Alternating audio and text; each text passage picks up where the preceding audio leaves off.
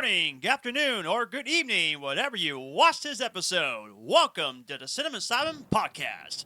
I am John Thompson. I am the action and animation expert. I am Dylan. I am one of the two superhero and sci-fi experts. I am Garrett Russell. I am the Indian drama expert.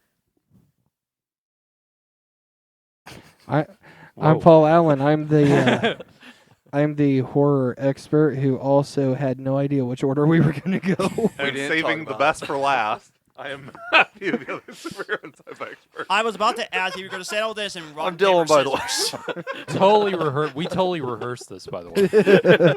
But anyway. This went according to plan. Yes. 100%. But welcome to another fun episode, which is going to be a fun one. Today is 90s Blockbusters. Heck yeah. Mm-hmm. Yeah, I think this is going to be a lot of fun. Oh, yeah. A little bit different. Yep. And I told, you guys don't know, I told Garrett and Paul, one of the next episodes coming up in the next few weeks, classic horror movies. 50s plus years old. Let's go! So does this count like the creature features? Yes. Okay. Universal monsters, stuff like that. Let's go! I'm going to be very happy.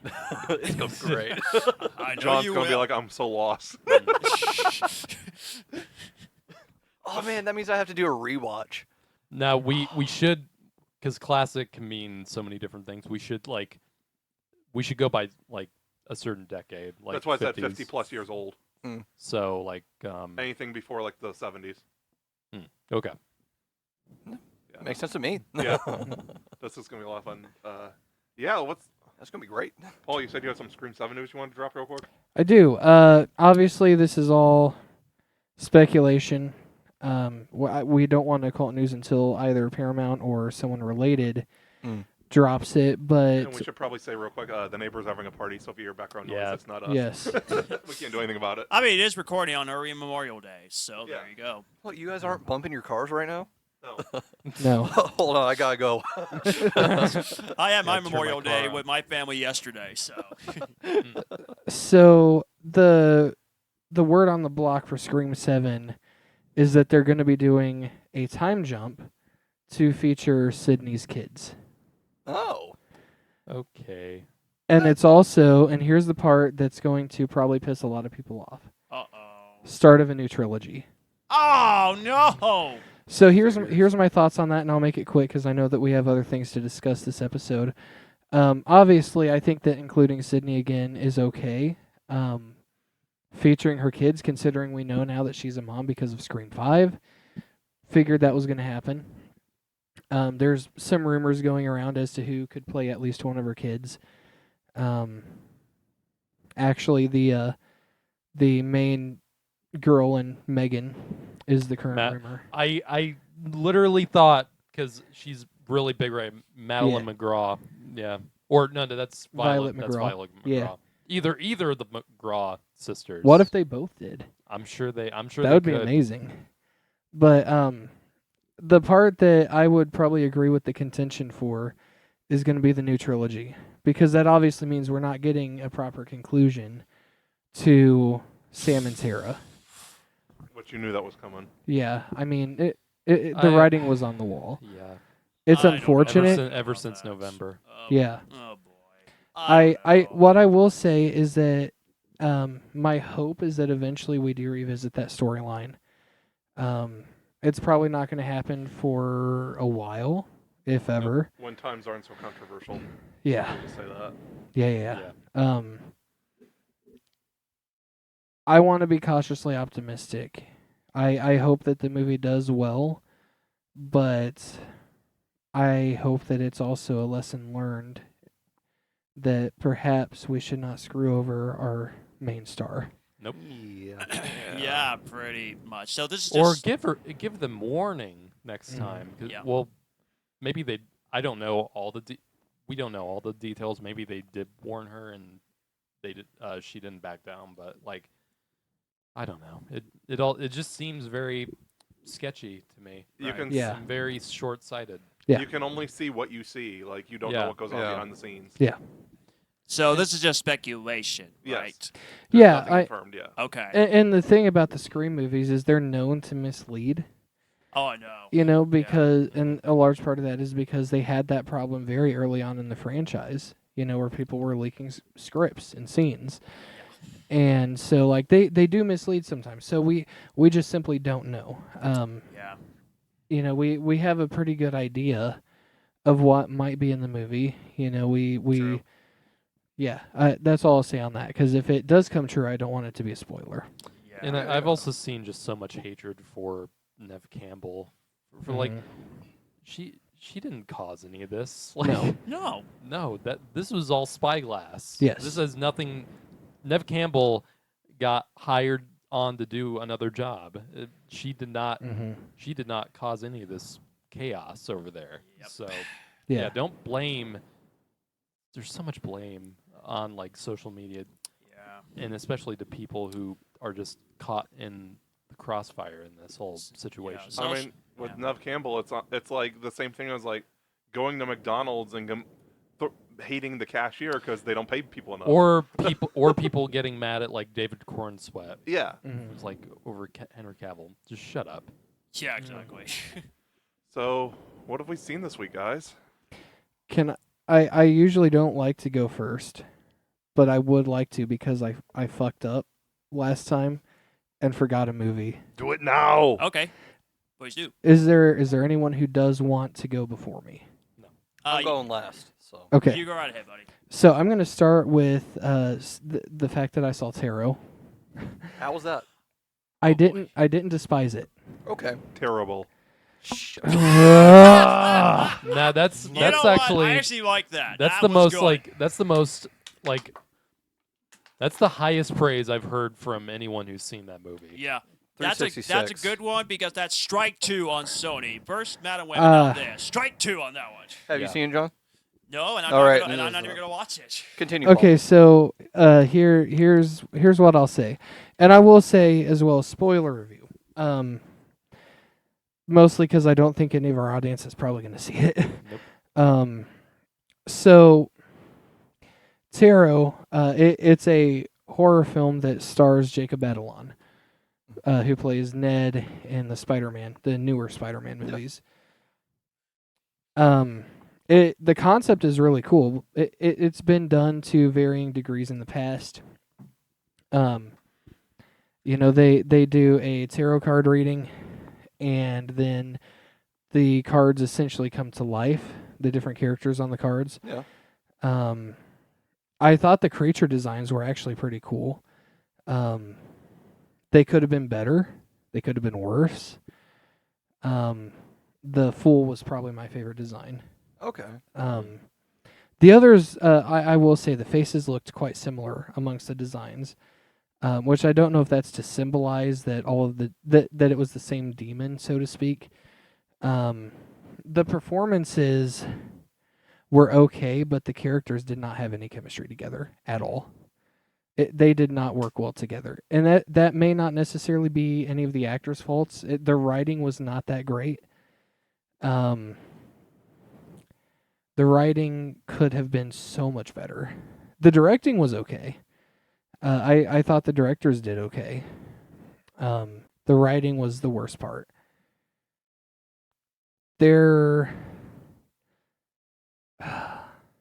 I don't want to hate on it too much because I think that it has potential if they move forward with a second movie. But I think I gave it like a 3.5 out of 5. I can't remember. It's like a 7.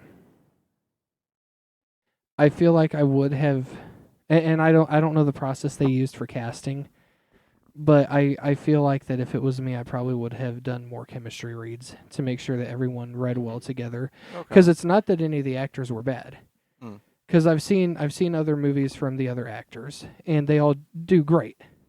There's just a disconnect. Yeah, you know, you can have two great actors that just simply don't read well together, and Right. that's okay. One of my favorite examples of that is Vamp Forstick. I mean, all four of those guys are great actors, yet they had zero. Like it was like 4 pieces of paper talking to each other. It Yeah. was, You think? you know. Mhm. So I'm not going to knock the movie too much. I think that if you are a diehard horror fan, you might find some redeemable qualities about it. But if you're just a casual moviegoer, you're probably not going to be the biggest fan of it. Both cases are fine, but it's one of those that just go at your own discretion. Getting into this week, though, I went to the movies to see If. Okay. I still haven't seen this. Oh yeah, So- yeah. Don't spoil it. I will not spoil it, but what I will say is that this movie emotionally fucked me. I'm not surprised. It was so emotional. Yeah. That happened twice this week. Yes. Oh.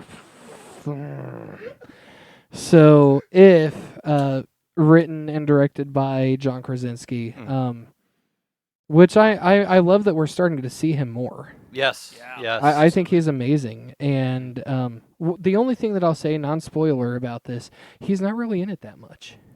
Yeah. No, I that fi- figures. the trailers didn't really like spotlight him, so That's I true, I yeah. figured he was a minor role. Yeah, Th- it looked like this Will was is- the main imaginary character. So. This is Kaylee Fleming's movie, and she knocked it out of the park. She sure did. She did really good. Absolutely. Ryan Reynolds is just a gem in everything he does. Yeah. No surprise. Ryan Reynolds is Ryan Reynolds. Yes. Exactly. He plays himself, I feel. I feel like he could use. I like Ryan Reynolds a lot, of course, but like I feel like lately it feels like he hasn't really been able to stretch his range. That Everything much. post Deadpool. And I Yeah. feel like I think he deserves roles where he can do that, like Buried, from like Yes. where he really showed a different side of himself. I feel like he needs more roles like that. What Yeah. did you think about Voices? I didn't see it. Really? Oh, I can answer that question. Which one was that? It's where Looks he, it sounds familiar. he just hears voices. It's a black comedy. Is Even is this? Oh, never mind. Okay. Wait a minute. I do remember trailers for this, and Yeah. then that reminds me why It's a twisted that's movie. that reminds me why I never wanted to see this. No, now I remember what that fucking movie is. Yeah. I've seen that. Uh, I liked it. I had I no thought it was interest okay. in that. even Life, he played that similar role. Yeah, and then he Which got is a killed. sci-fi He horror got movie. killed off so quickly. Yeah. Spoilers. Life like is it- like you essentially care. Alien, discount Alien. Yeah. and he Yeah. even played that role. Yeah. Mhm. So now we get into what Matthew and I watched yesterday. Oh, God. Rest in pieces. Yes. We started off watching Ordinary Angels. Oh yeah. Have you Yeah. seen it? No. I've been I wanting to haven't. watch it. Is it bad that every time that we saw Alan Ritchson on screen, we were just expecting him to beat the crap out of whoever he was Yeah. in the scene with? The kids, the grandmother, whatever. We just, whenever he's carrying his daughter, we just anticipate him throwing her on the ground to get information out of her. No, it's a very, very good movie. It is so much. It's not that If isn't emotional, because it is, but it's probably 10 times more emotional than that. Mhm. It takes a lot for me to cry in a movie, and it takes a lot. A lot. You were This crying movie- a lot. Shut up. This movie had me probably for most of the third act sitting beside Matthew, kind of trying to turn my face so he couldn't see that I was crying. It's really good. It's Alan Ritchson's. It's some of his finest work. Yeah. Mhm. Same thing for Hilary Swank. Some of her finest work. And if more she Christian already has movies- an impressive body of work behind She her. does. The fact that she is still outdoing herself at this Yeah. stage is amazing. I want to mention before I forget, if more Christian movies were like this, people would have more respect for them. Yes. This Dude, Jesus Revolution stuff. who- And it like that. wasn't Who preachy. Put this out? Huh? Who put this out? Like the Uh, studio? It was Lionsgate again. Oh, it was. Lionsgate's been putting out some really high quality Christian So movies it's not over the like last few it's years. not Pure Flix or No, anything? no, Okay, no. Good. No, Lionsgate's been doing like I Still Believe, Jesus Revolution. Like they've been putting out these really high quality Christian movies that aren't overly preachy, but they're Mhm. really well done movies. Yeah. Yeah. That's my biggest gripe with a lot of Christian movies is like, There's no effort. well, not only that, but I don't think that movies need to be preachy. And I think they should be made points of conversation. And also, just a lot of Pure Flix's movies, just not only are they poorly made, but like they just seem to like spew hatred for anyone who thinks differently. Like all the God's Not Dead movies. Garrett, be careful. I had- love most of these Pure Flix movies. Be careful. It's okay to politely I'm disagree. not going to be silent on how I feel about a lot of Pure Flix movies. Most people hate them. Yeah. So, Which I was unaware, but that's okay. I think that for me, like, they have their fans. I'm sure not all of them are terrible, but like Right. a majority of them that I've seen or heard about, that's all I have to say about that. I feel like I'm going to save it for after the podcast, Okay. just because I don't want to cause a point of contention for anyone watching. Good choice. So moving on, we watched The Fall Guy. Oh, nice. A good change of pace from Yeah. that. Good month for movies. Great month of movies. This, I'm not going to say it was the best, like, written dialogue wise, Okay. but it was a fun movie. Yeah. Yeah. It was a very fun movie. It is. It's It was really fun. it was insanely predictable throughout the entire movie, but sometimes that's a good thing. You know, sometimes the audience deserves that reward of like, oh, I could tell this was going to happen. And then he gets screwed all over again with the next movie. Yeah, we'll get to that. So yeah, I really enjoyed The Fall Guy. Ryan Gosling is another guy we're seeing more of now. Yes. Thankfully. And again, he has had a very good career, and he is now at the point like he's still finding ways to outdo himself. You Now know, he's becoming that A-list. you look at Barbie, you look Yeah. at The Fall Guy. He's continuing to outdo himself, and I love that. I love that we have actors that can do that Yeah. this far into their career. Yeah. And can I say real quickly about The Fall Guy? What's actually cool, there's a bonus feature, the extended cut, as a bonus feature. Yeah, There's an I gotta extended check that cut? out. Yeah, Yeah. it just came out. It's not like Zack Okay. Snyder's, thank God, because the theatrical movie is fantastic, but I heard with the extended cut there's extra scenes. I thought, cool, the movie I love, I get to see extra scenes. Awesome. I think it branches it into a more R-rated category. Okay. And Probably. it's like 23 minutes That'd be longer. cool. Ooh. Yeah, I'm looking okay. forward to watching it. Next movie that we watched, You're going to love this one. yes, Whoa, what's this? Civil War. Oh, yes. They wanted to watch that too. Yeah. This is not a horror movie, of course. Not It not felt like one. it's not a straight horror movie, but it really feels like it. It is.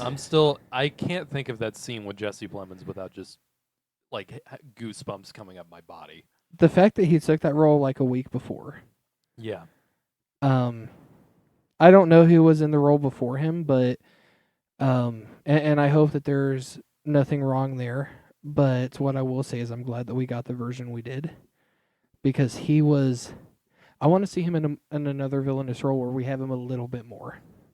That'd be really cool, honestly. Because he, and I mean, he may already have that role out there. I'm not. This is the first thing I've ever seen him in that I'm aware of. Game night, he's Yeah, throughout he is most the of it. neighbor. He's like Yeah. a serial killer in that one. Oh almost. wow! Well, No, not really, no, but it's a he's a painted really as a serial killer. really creepy, yeah, really creepy guy. like something's off with this dude. Like Mhm. Yeah.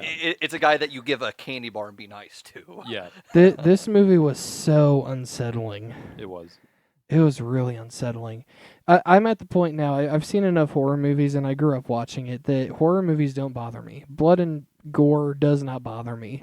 It takes a lot for me to feel unsettled.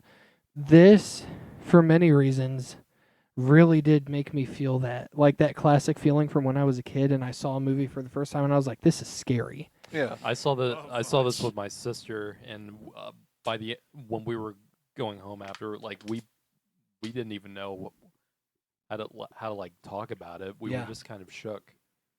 So And I will say too, I really love that it is a political movie that doesn't have real world Yes. politics. And part of the problem is with that, like, everything's so, politics are so out there now. Like, people wanted this. People's problem with this was they wanted it to be more political, and Yeah. It didn't need to be. We don't need that. No. No. We don't need that I- right now.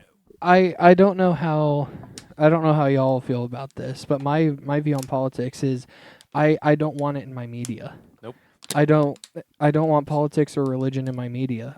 If I want either of those things, I can go to a source that is about those things. Whenever I'm watching a movie or listening to music, I do not want to hear about it. Or at least not something that like is telling you what to think. Something that starts a conversation, like Right. Oppenheimer did that, Yeah. where it's not about telling you how to feel about a person or how to feel about a subject. It's provoking whatever response you have. Yeah. So Right. Just like Jesus Revolution, it wasn't really preachy. It was just Mm-hmm.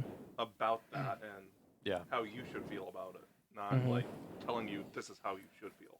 Mm-hmm. So yeah, that is what I've seen this week. I got a few movie recommendations I need to watch. Yeah. Civil War, Ordinary Angels. Man, I got a few things I need to watch. You also have another thing that's on your watch list. We're not going to talk about that. I just want to say We're not talking about that. I have victory because John is going to watch Blood and Honey. He's back into it.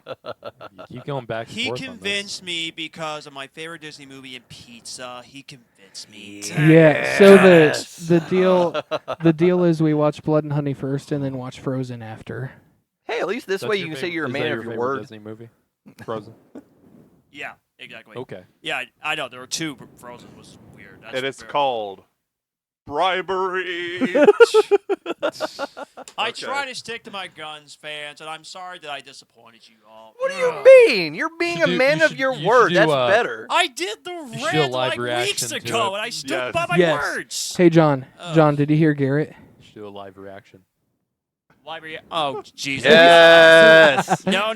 Yes. Anyways, you don't have to be like silently hating it. You can at least Yeah. get whatever aggravation you get out of it.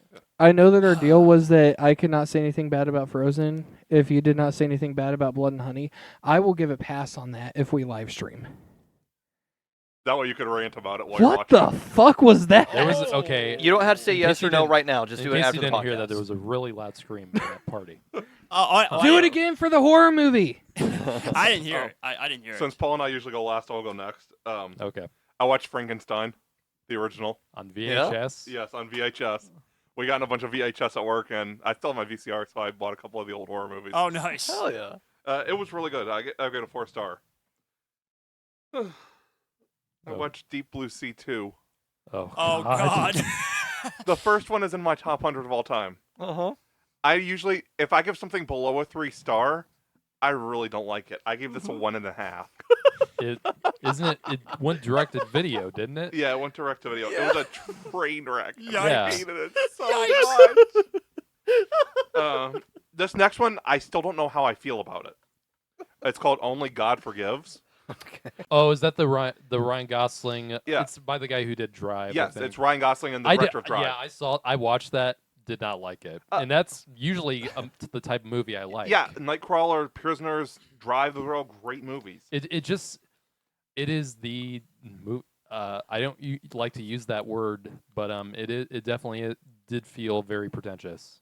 I think what it is I don't think a studio funded it. I think he funded it himself.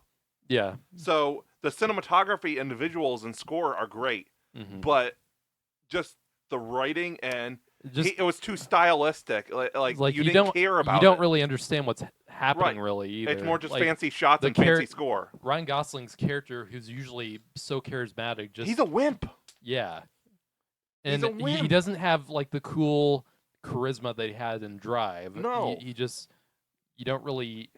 I didn't get it. I really didn't get it at all. Yeah, honestly, I was confused by the title. It's Like, a that's- revenge movie. Yeah. Because I was thinking, it's not a Christian movie, is No, it? No. Yeah, I was like, The- no, it can't be. The score and the cinematography were great. Everything else you couldn't give a crap about. Nope. Huh. A Beautiful Day in the Neighborhood. Oh, is that the Oh, Tom I Hanks? love Yeah. that one. I liked loved it. it. I liked it a lot. I loved it. Tom Hanks Um, is Mr. Rogers. Perfect casting. I won't do the short films because I'm going to do like separate videos on those later to do more indie film spotlight stuff. I'll do separate videos on those, so I won't talk. Won't mention the Mad Max movies because we're doing our Furiosa review today. Mhm. So I'll skip over those. Watched Abigail. Oh, finally. Yeah. Nice. Yes. I give it a 4.5. Sammy, those are fucking onions. I'll have you know, I Dan cracked Stevens, up. Dan Stevens is the scene stealer in that movie. He is. He is. I cracked up during that scene in the theater. Mm-hmm. It's so funny. I'm not going to say anything else about this except for I don't want to get too into detail. Just Catherine Newton. Yeah, leave it at that. Yeah, leave it at that. What? What's God. next? I don't want to get. No. Scrap What's that, next? Keep going. Ordinary Angels. Right. Obviously, Paul and I watched it together. His emotionally, it just drains you. Yeah. It's such a good movie. Is it like the nice kind of sad, or is it like It's Is inspirational. it, or is it, so okay, all right. Girl's mother. Nah, I won't get into it. So it's not like depressing, like It's very depressing, Oh, but it's a happy ending. Yes. okay. All right. I will say too, if you plan to watch it, make sure that's the only thing you're watching. Make sure that you don't have to do anything after, because it's gonna take a minute to recover. Okay. Yeah. Very well done. Like Paul said, Alan Rich and some of his best work. Yes. Same with Hilary Swank. I haven't really seen. The reason we kept thinking Reacher is because what kind of role is Alan known for? Reacher. He was in Fast X. Mm-hmm. Another big tough guy. He was Hawk on Titans. Aquaman in Smallville. It's all the big muscular action stars. He was Thad Castle. I forgot he was. Forgot he was Aquaman in that. Is that a pun? No, it's from a show called Blue Mountain State.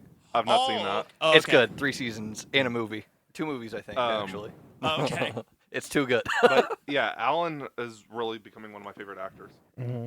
he's Batman. great. Yeah. And Batman. I would love for him to be Batman. Same. I won't get into it. We did get Reacher season 3 news. The dude he's fighting is actually bigger than Reacher. Yeah. He makes is him this? look like a fucking kindergartner. I don't remember the guy's name, but he's known as the Dutch Giant. He's 7'2", like 400 Is he a pounds. fighter? Bodybuilder. Okay. Yeah, dude's massive. 7'2", Yeah. like 400 pounds. Yeah. He literally he makes Alan Richardson look like the size of John. You know those kiddie like like lawn chairs that they make, like the little kid-sized lawn chairs. Yeah.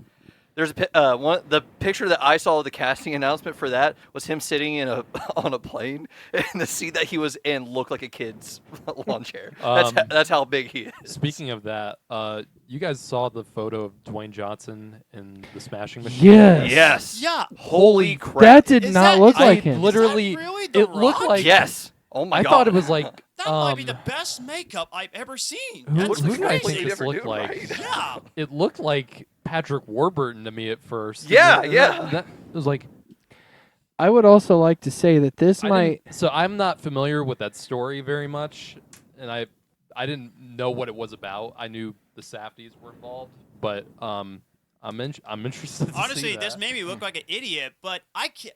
That cannot be Dwayne "The Rock" Johnson. It is. That They did can't some be him. heavy It That's is. crazy. prosthetics. Yeah, I'll jump into my last 2 movies and I'll get my thoughts on that because I got something to say about that. The Fall Guy, obviously. Yep. Really entertaining. Mhm. I'll differential on what Paul said a little bit. I don't think it's the best written movie. I feel like it's No. one of the most smartly written movies of the year. I feel like that and Deadpool are going to be among the It smartly gives written. you exactly what the kind of movie that Yeah. promises. Yeah. And then obviously Civil War was the last one. Yeah, it was great. I don't see me rewatching it a lot because it really did screw me with neither. me. Like I really loved it when I saw it. Is like this is gonna be kind of like Schindler's List, where it's like this is like a once in a while type of thing. Yeah.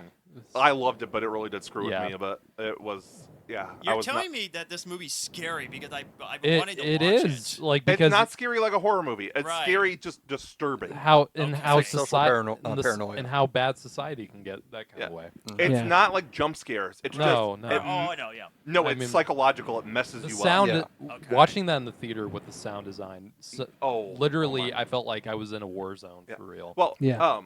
I was gonna use this for trivia later on, but since we're talking about it, I'll just save it instead of doing it as a trivia a different day. Most movies use what they call quarter or half blanks, hmm which make the gunshots quieter. Yeah. They use full blanks, so all the gunshots you hear in the movie are real gunshots. Like they actually, like Heat, yeah, like Michael Mann's Heat. they use That's the gun. Dang. That's not CG at all. Those are real gunshots you're hearing in the film. Because the blanks are as loud as real gunshots. Ooh, It- okay. that's coming off of the Alec Baldwin Rust situation. I'm surprised that they even got away with that. It actually gave also. I believe this is Kirsten Dunst's best performance I've seen. Yeah, she's really good in it. I've seen that comment. And last thing was I forgot now. Were you gonna continue on that same trivia point? I was gonna say something else about the movie. Yeah, I forgot what it was. I hate when I forget stuff. I remember.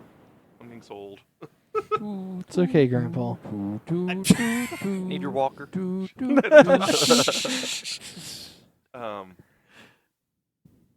I'll come back to it later if I remember. Yeah. What I was gonna say about The Rock was I actually hear they're contending for Oscars for this movie. He's gonna push so hard to do it, and I'm hoping the best for him because I don't know I don't know how good the movie's gonna turn out. I'm such a huge fan of the Safdie brothers as directors. Good Times, or actually no, it was Good Time, and Uncut Gems I thought was just incredible, and what they did with Sandler in that. So if there's any director who can get a Oscar-worthy performance out of Dwayne Johnson, it's the Safdies. So. And that's the thing about The Rock too, is like he feels like he plays the same character in every movie. Yeah. I was gonna say He yeah. he is. It's not that he's a bad actor, but of the WWE stars turned actor, he's not on par with Cena and Batista. I was Right. gonna No. say, can he even play another but role? he- We're gonna find He out. also gets put in the same type of movie. Yes. Yeah. That's the problem, too. And that's not entirely his fault. No. It's feel like partially, that's more of it's a gotta be agent partially his thing. fault, It's though. the big, like, Fast and Furious type action movie. Yeah. He's in so many of those Mhm. types Half of the time things. he's wearing the exact same outfit. Yeah, and he's in the jungle. Hmm. So yeah, we'll see how he does with this. I'm excited. I'm rooting excited. for him. I'm hoping the best for him. Yeah. I hope he rocks it. Yep. Maybe next year 212. when we do our Oscars live stream, we might see The Rock at the Oscars. Maybe. You never know. If he actually wins, Well, they have to not- play his WWE theme when he comes out. That's a big if. But don't forget, A very Dune Part big if. 2, as of right now, is our top film in 2024. I assume it's our top. Yeah, I was gonna say, speak for yourself. I'm not gonna talk about what mine is. It could be Dune 2. I'm just saying. Dune 2. That's true. I mean, there's going to be some more Challengers is up great there for films me as coming well. out. Yeah, we still have half the year to go. Yeah. Yeah. It's too early to call. Yeah. I've got 2 films that I know are in my top 10. That's all I'm going to say right now. Oh no, same. But I just Yeah. Let the Possibly summer 3. let the summer blockbuster begin. Y'all are gonna hate Um, some of my top tens. So I'll go next. Okay. I have a handful here. One of these I saw in the theater was I Saw the TV Glow. How was that? I loved it. Definitely not for everyone. Right. It's the type. It's very. You better watch this movie high. Is all. I'm Hell saying. yeah! Um, That's my favorite kind of recommendation. It is. It messed with me on a level I was not quite expecting, and I came out of it like having a general idea of like what it was going for, because everyone who's seen it is coming out of this movie with different interpretations on what it actually means. Interesting. And it's the type of thing. It's like a Rorschach test. People come out of it thinking differently about the themes and stuff, and I love movies that can do that. No, the directing is super solid. The acting I think was great. Justice Smith, who I kind of have a hit and miss kind of thing with his acting, because I feel like I know he has the potential, but he's been in a lot of like really trashy roles. Like, I mean, in Jurassic World: Fallen Kingdom, he was so annoying in that. He annoyed me a little bit in Detective Pikachu, but to a lesser extent. He's really good in here. And he's very soft spoken. His character has asthma, so he kind of talks a little strange, but like it kind of brings you into the atmosphere of the movie. And the movie has such a weird and unusual atmosphere, and that's part of what makes it what I loved about it so much. So highly recommend it if you love A24 movies. Oh, hell yeah.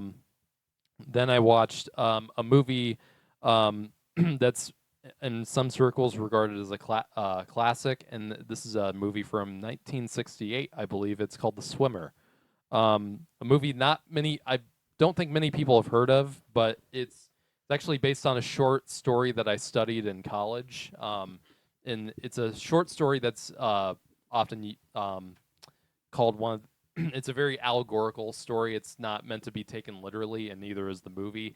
What it's about is the character's name is Ned Merrill, and he's played by Burt Lancaster, is the actor.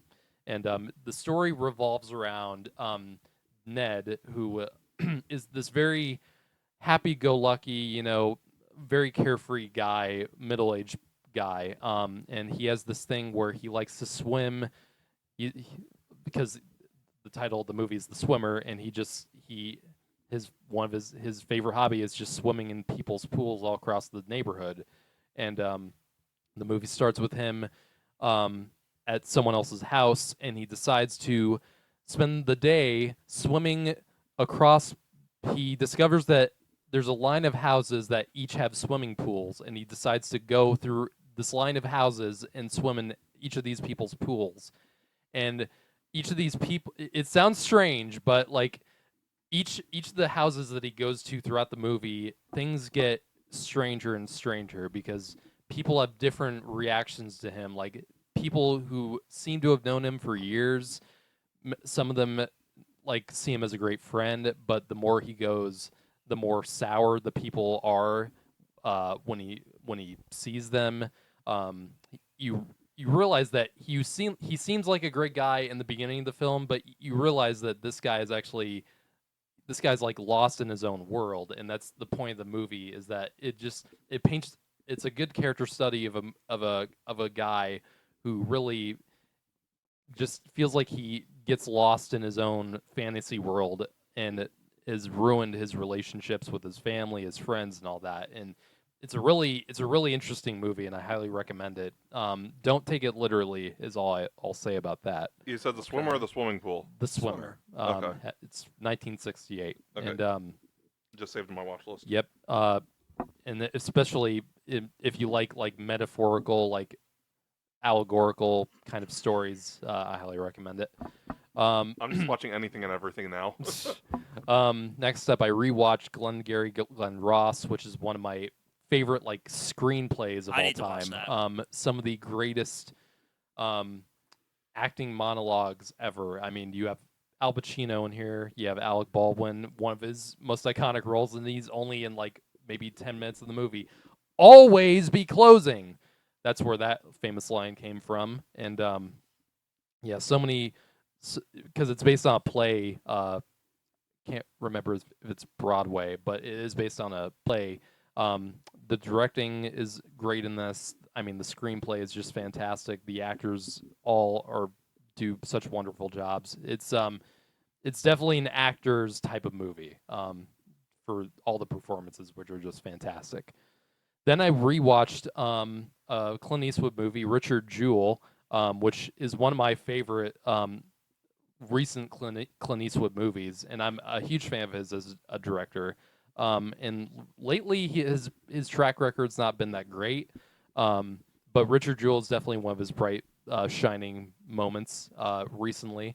I love he does so great with actors and creating these really interesting characters. A lot of times based on real people. I mean, this movie has great performances all around from Sam Rockwell. Kathy Bates was Oscar nominated for this, and Paul Walter Hauser plays Richard Jewell. Just an interesting story, a really tragic story in many cases, and Paul Walter Hauser just plays it so well. He creates a character that you're frustrated by, but at the same time you're rooting for him, and it's a very unbiased movie on its subject about how media just can ruin someone's life even when they do a heroic act. And it's a great movie if you haven't watched it.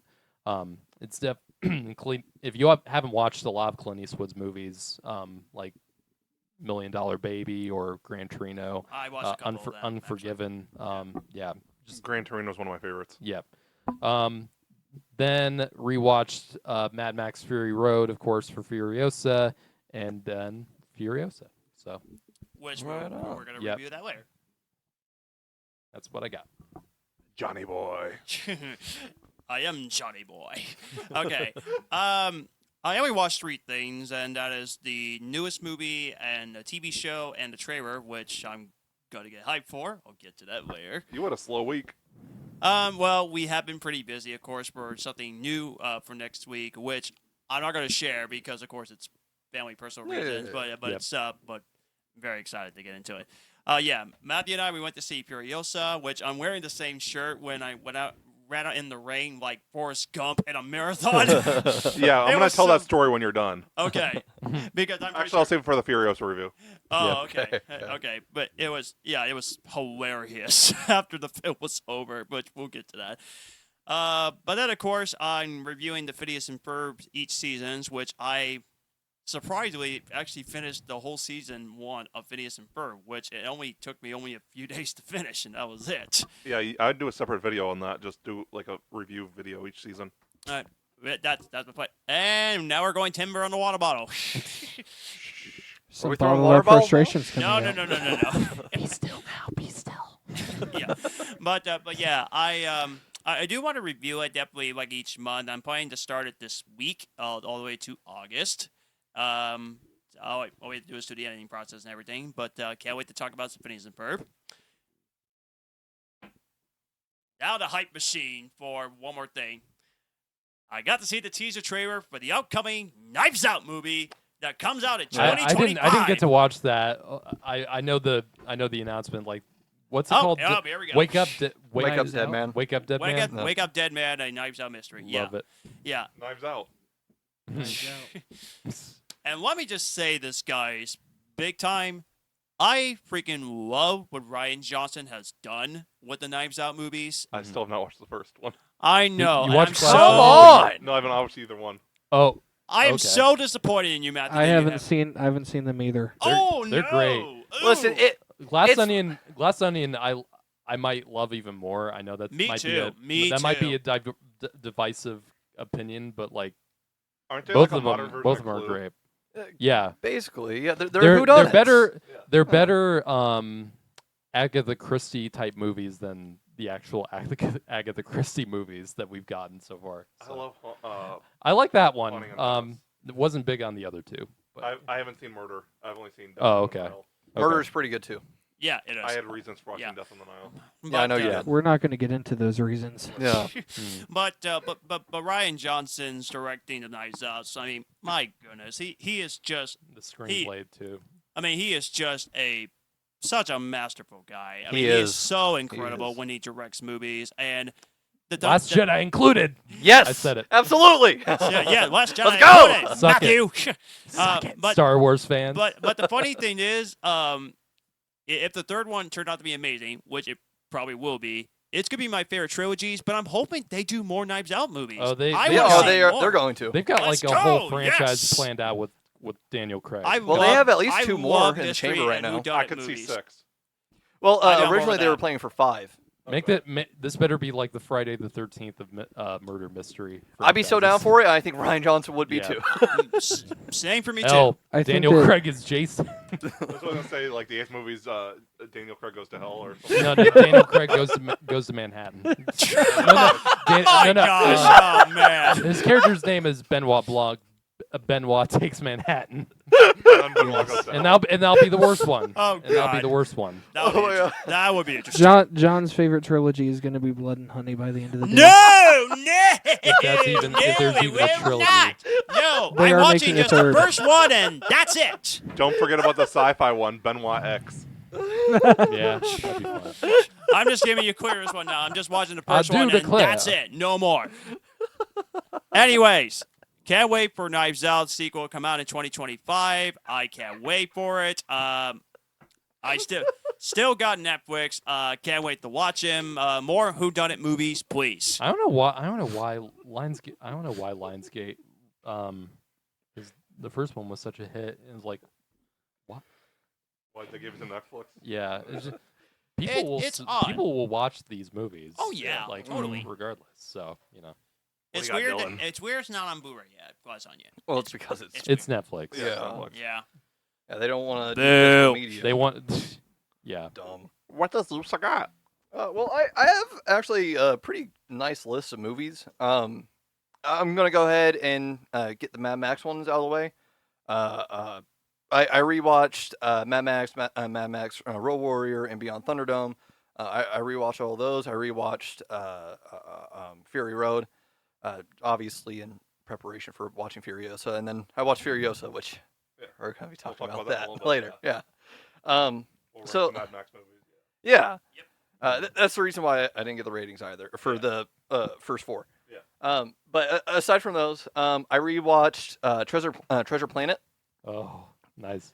Oh, so good. I still really love it. Sky surfing, bro. Oh my gosh. I'm so upset that we haven't gotten a sequel to it. I really am. Well, live it action. was I it want one was so bad. if they're Atlantis and Treasure Planet need like live action. Those are the live remakes. action we do need. Yeah. Yes, I was I'll just say that. about Yes. to ask you that. Stop remaking Yeah. the 90s ones and actually remake the ones that not like were box office bombs when they came out. Yeah. You know. Yeah. Well, I mean, there's a massive following for the early 2000s Renaissance. Oh that we God, had. yeah. So, like, okay, just except give for us the people. except for Home on the Range, do not touch that shit ever again. Don't. That shit was it's awful. not good. Home on the Range is one of the least talked about Disney movies I've It's ever seen. horrible. For good reason. Rosa terrible. Bar is a talking cow. Yeah. Stay away from that I'm one. not going to say anything. Well, And also don't do Chicken Little again. Oh, Chicken Little was well, like a hold masterpiece on. I'll compared get to Home on Chicken the Range. Little in a It second. is, Hold it on. is. I'll get to that in a second. Oh, did you watch Chicken Little? Treasure Planet, 4.5 out of 5. I fucking love Treasure Planet. It's one of my favorite movies ever. Mhm. I did watch Chicken Little the following night. 3 out of 5. Okay, that's It's- funny. It's not. I liked it as a kid. I just It doesn't hold very well. It doesn't hold up as an No, adult. No. that was one of my takeaways when I rewatched it. I was like, okay, I see I why I hate- like this as a kid. I don't like it now. God, I hate the dad character. He is such a prick. The dad I- is such an I always asshole. hate dads who shouldn't be fucking dads. Wait, is that I always hate John? them. Chicken Little? Yeah, J- absolutely. Shut up, Matthew. That joke is terrible. The sky is falling. The sky is falling. John, don't say you wouldn't run around doing that if you saw something like that. He hesitated. It's Are you- because it struck a Are you nerve. I made a telling me point. I would be a boy who cried wolf. Yes. Guy? Yes. Yes.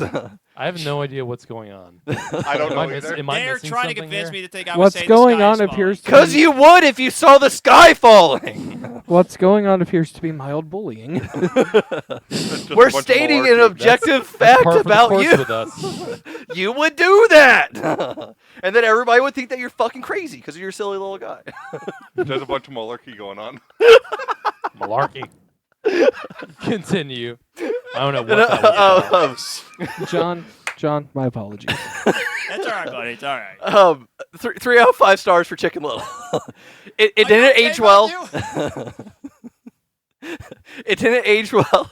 I know why I liked it as a kid, and I see exactly why it was heavily memed upon. Yeah. I'll leave it at that. I did finally watch Abigail. I really liked it. I gave it 4 out of 5. I honestly, if we get like a sequel to this, I wouldn't mind. I don't know No, how they would I do a would sequel love to it, sequel to this. but I'd love it. I think it was kick ass. I did predict one of the major twists really early on. Yes, he did. Yeah. I purposely typed it on my phone, put my phone down, and left it until it happened. Can we talk spoilers about it? Please, I've been sure. dying to, Have we've all pretty much seen it. except for John. Yeah. I'm not What- planning on watching okay. it. I'm Um, sure it's good, but I Matt- don't Yeah, think it I'll is. like it. What's the guy at the end? Matthew, the Ozymandias from Watchmen at the end. That was him? That was him. Yeah, Matthew Good. Really? Matthew Good. I did not know that. Matthew Good is know. Matthew Good is one of my favorite character actors. Ever since I watched him in The Offer, loved when he showed up in this. Holy shit! I should have been Yeah, that was watching him. for that. Mm-hmm. What the fuck? Wow. I mean, he's a very. I mean, you probably wouldn't recognize him because he plays a very different character in every role he takes usually. So. Yeah, but he just he didn't even look like the same dude at all. No. Like it wasn't like how he was holding himself or his mannerisms or anything like that. Like It's almost that's like not he's what just- made only in him it for look like a different. minute. To He me. was only in it for like a minute, and I was mesmerized the entire time. Matthew, He you're played it very 367. good. Yeah. Yeah, no, he did. That was great. I was wondering what they were going to do for Dracula for this, if Dracula would even show up. Don't No, bring it worked Dracula into well. it. If usually when vampire stories or movies bring Dracula in at the last second, it's usually terrible. Blade Trinity. That's all. Yeah, I'll say. but he was this is- Dracula, wasn't he? Huh? He was Dracula. He Yeah, because was. there's a remake of Dracula's I thought Daughter. he was It just like wasn't- the father. And It it's a wasn't a Universal Monster remake. movie. It wasn't a direct remake. It was a reimagining. Well, It was- yeah, it but was I mean, based they on did the same thing with Dracula's Invisible Daughter. Man. Oh, That's still the Invisible that Man. is true. I forgot about that. So Because I do remember them saying it was like when the movie was announced, it was like loosely based. But I wish because they didn't really say his name. No, they Really, didn't. No, Yeah, they did. no, they said his human name. Yeah. but I would prefer him not to be Dracula. Is all I'm I'm saying. pretty sure he was Dracula. no, 100%. It's a Universal monster movie. I mean, like I was saying, we have Invisible Man that came out. We have Wolfman that's coming out at the end of this year. Yeah. Those are still Oh. Universal monster movies. So, Yeah. considering the fact that Abigail was released by Universal and is being marketed as Universal Monsters, Abigail's the daughter of Dracula. Can I jump in real quick about the thing we were talking about last week after everybody left? Sure. I forget what it was. We were talking ones that need to be remade, ones that could use a remake, ones that didn't. Oh, yeah. Like Phantom of the Opera obviously doesn't need it. There's tons of them. Creature needs a remake desperately. That's what I'm jumping into. Hear me out, Garrett. Okay. Creature from the Black Lagoon, directed by Christopher Nolan. I think it could work. Why him? Because he wants to do a horror movie. And I feel like he could do a monster movie really good. I think that the only other one would- that he could do well enough I was wouldn't have a the problem with it, Frankenstein. obviously, but like, Or do you think Denis would be better? do we really need like? Do we really need like that prestigious of a level I'd director? be curious to see how that would look. I mean, I would too, but like, it would seem odd to go from like a Best Picture winning film with Oppenheimer to like like a Creature from the Black Lagoon type of thing. It would just seem I don't think it would happen, but I mean, it would be interesting for Yeah, sure. that's what I'm saying. Just purely on speculation. I want. I want him to. I want him to do The Exorcist. Here's Yeah, why. Because he'll summon actual. No. Nolan. I thought about this the other day, because I thought about Believer popped up in my mind again, and it just gets worse and worse in my opinion. Man, I don't really have a problem with. I don't have the hatred that for David Gordon Green that a lot of people do, because I think he is talented. But like, a director like Ari Aster or even Nolan, like someone who's already like established themselves as even a great director, because Friedkin, The Exorcist was basically Friedkin's only like real horror movie he ever did, because the other movies he did were extremely different. Before that he did French Connection, and then right after that he did The Exorcist. So for something like The Exorcist, or even these Exorcist, go for that type of director. Creature from the Black Lagoon, like I don't really need that level of prestige, but like, hey, if you want to go there, do it. I think it would be just interesting to see. Yeah, I propose Gareth Edwards for Creature. that's a good idea. Ooh, Um, yeah. I think that because Universal's going to keep doing these reboots, eventually we're going to get Creature. Yeah. Mhm. I do think that as they go forward, I hope that they start going away from. I love Leigh Whannell. I really fucking do. I loved Invisible Man. I can't wait for Wolfman. Those are two of my favorite Universal monster characters. I think that he did fucking amazing and everything. I think that they're going to continue using him the best that they can for these Universal reboots. But I hope that when it comes time for Creature, that they don't use Leigh Whannell.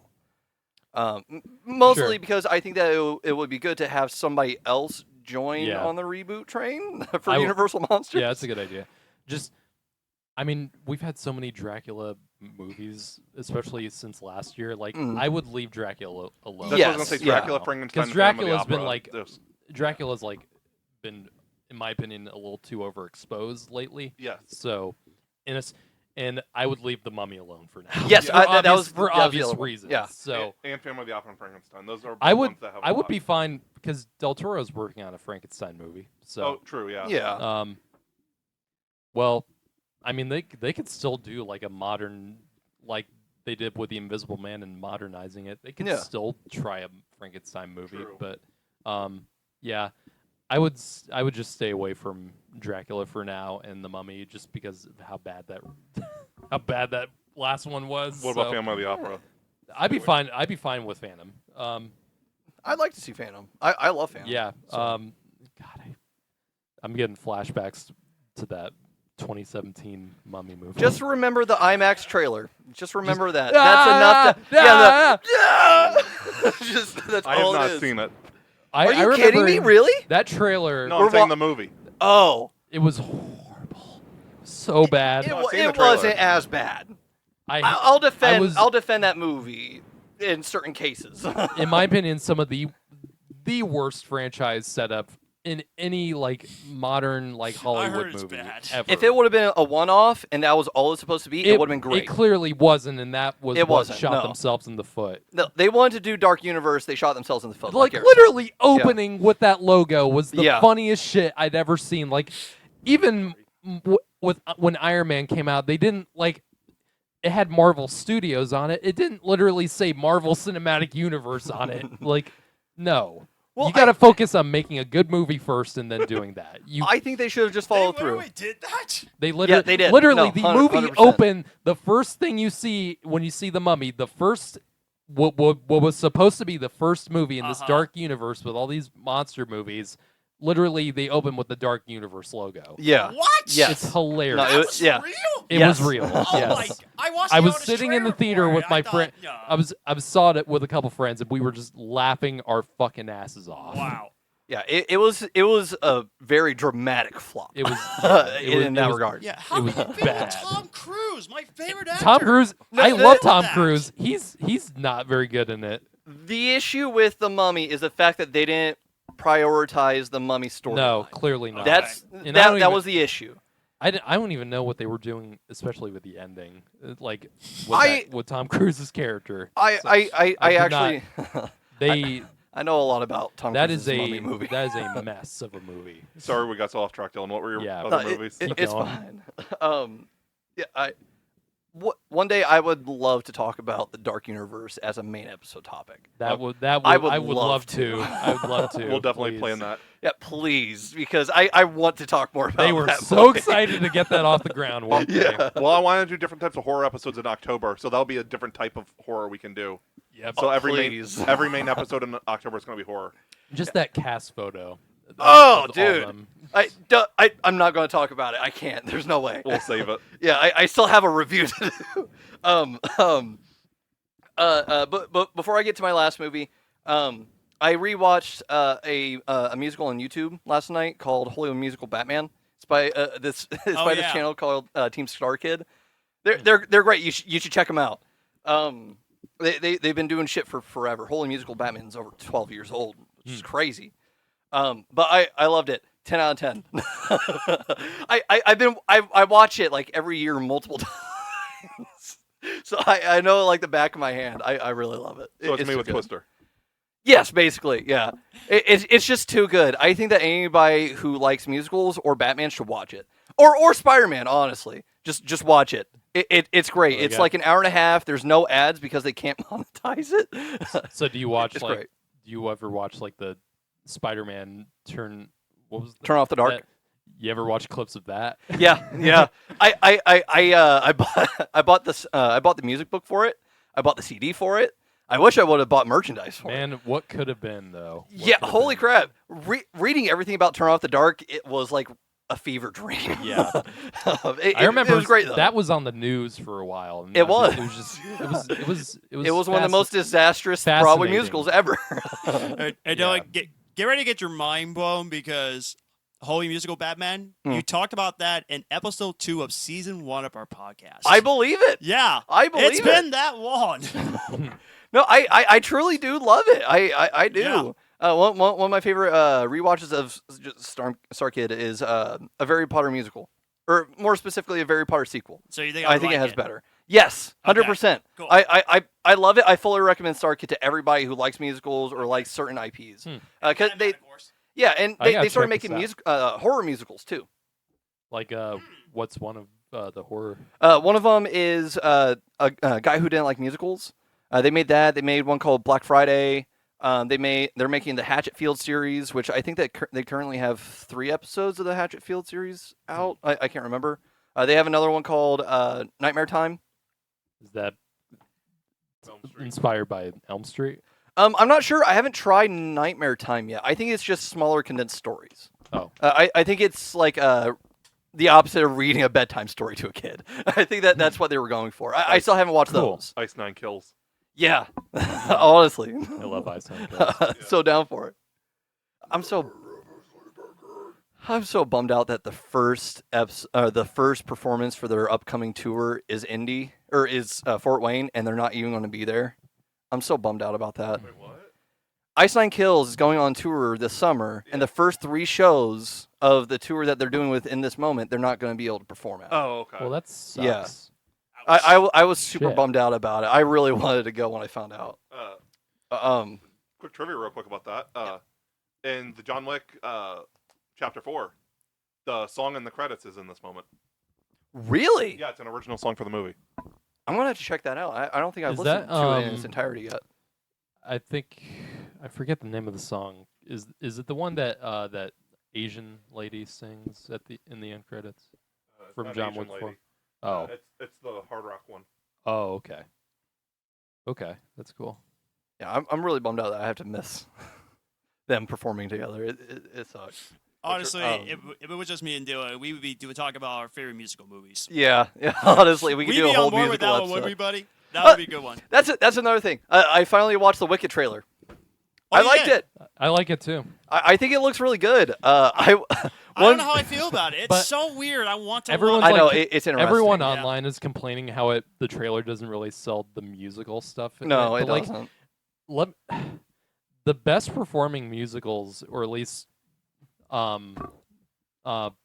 recently, are the ones that really don't sell the musical part of it. Like Wonka, the trailers for Wonka didn't really sell that it was a musical either. Well, a lot of people So- don't want to go see musicals in theaters Yeah, now, which is exactly. a bummer. So, and Wicked has an interesting story. Yes. So I think it's a smart move that they're selling more of the story than just selling the musical part. So Yeah. Well, another Star Kid plug. They actually did a version of it for Aladdin, of Wicked for Aladdin. It's called Twisted. It's Oh. about Jafar, where it paints Jafar as a sympathetic character who actually cares about the Interesting. people. I want. It's. I recommend it again. I respect the But- formula, but like that formula's but Well, this is before like that kind of story really took off. Well, Maleficent was what ruined it for me. Like when they tried to do a Wicked type of thing with yeah, Maleficent. this was around that time period was when they did Well, it. I it was hate- like at like the I peak couldn't of them stand. doing I these couldn't stories. stand Maleficent. So Yeah, I thought Maleficent was okay, but it was just so I recommend bland. Twisted. Even with Angelina Jolie, who clearly put a lot of effort into it, even she can save it for me. Yeah, I don't know. That's a Yeah, topic. It is. But Wicked, yeah, I want to be excited for it because it's been developing hell for years. A long Yeah, Like, yeah.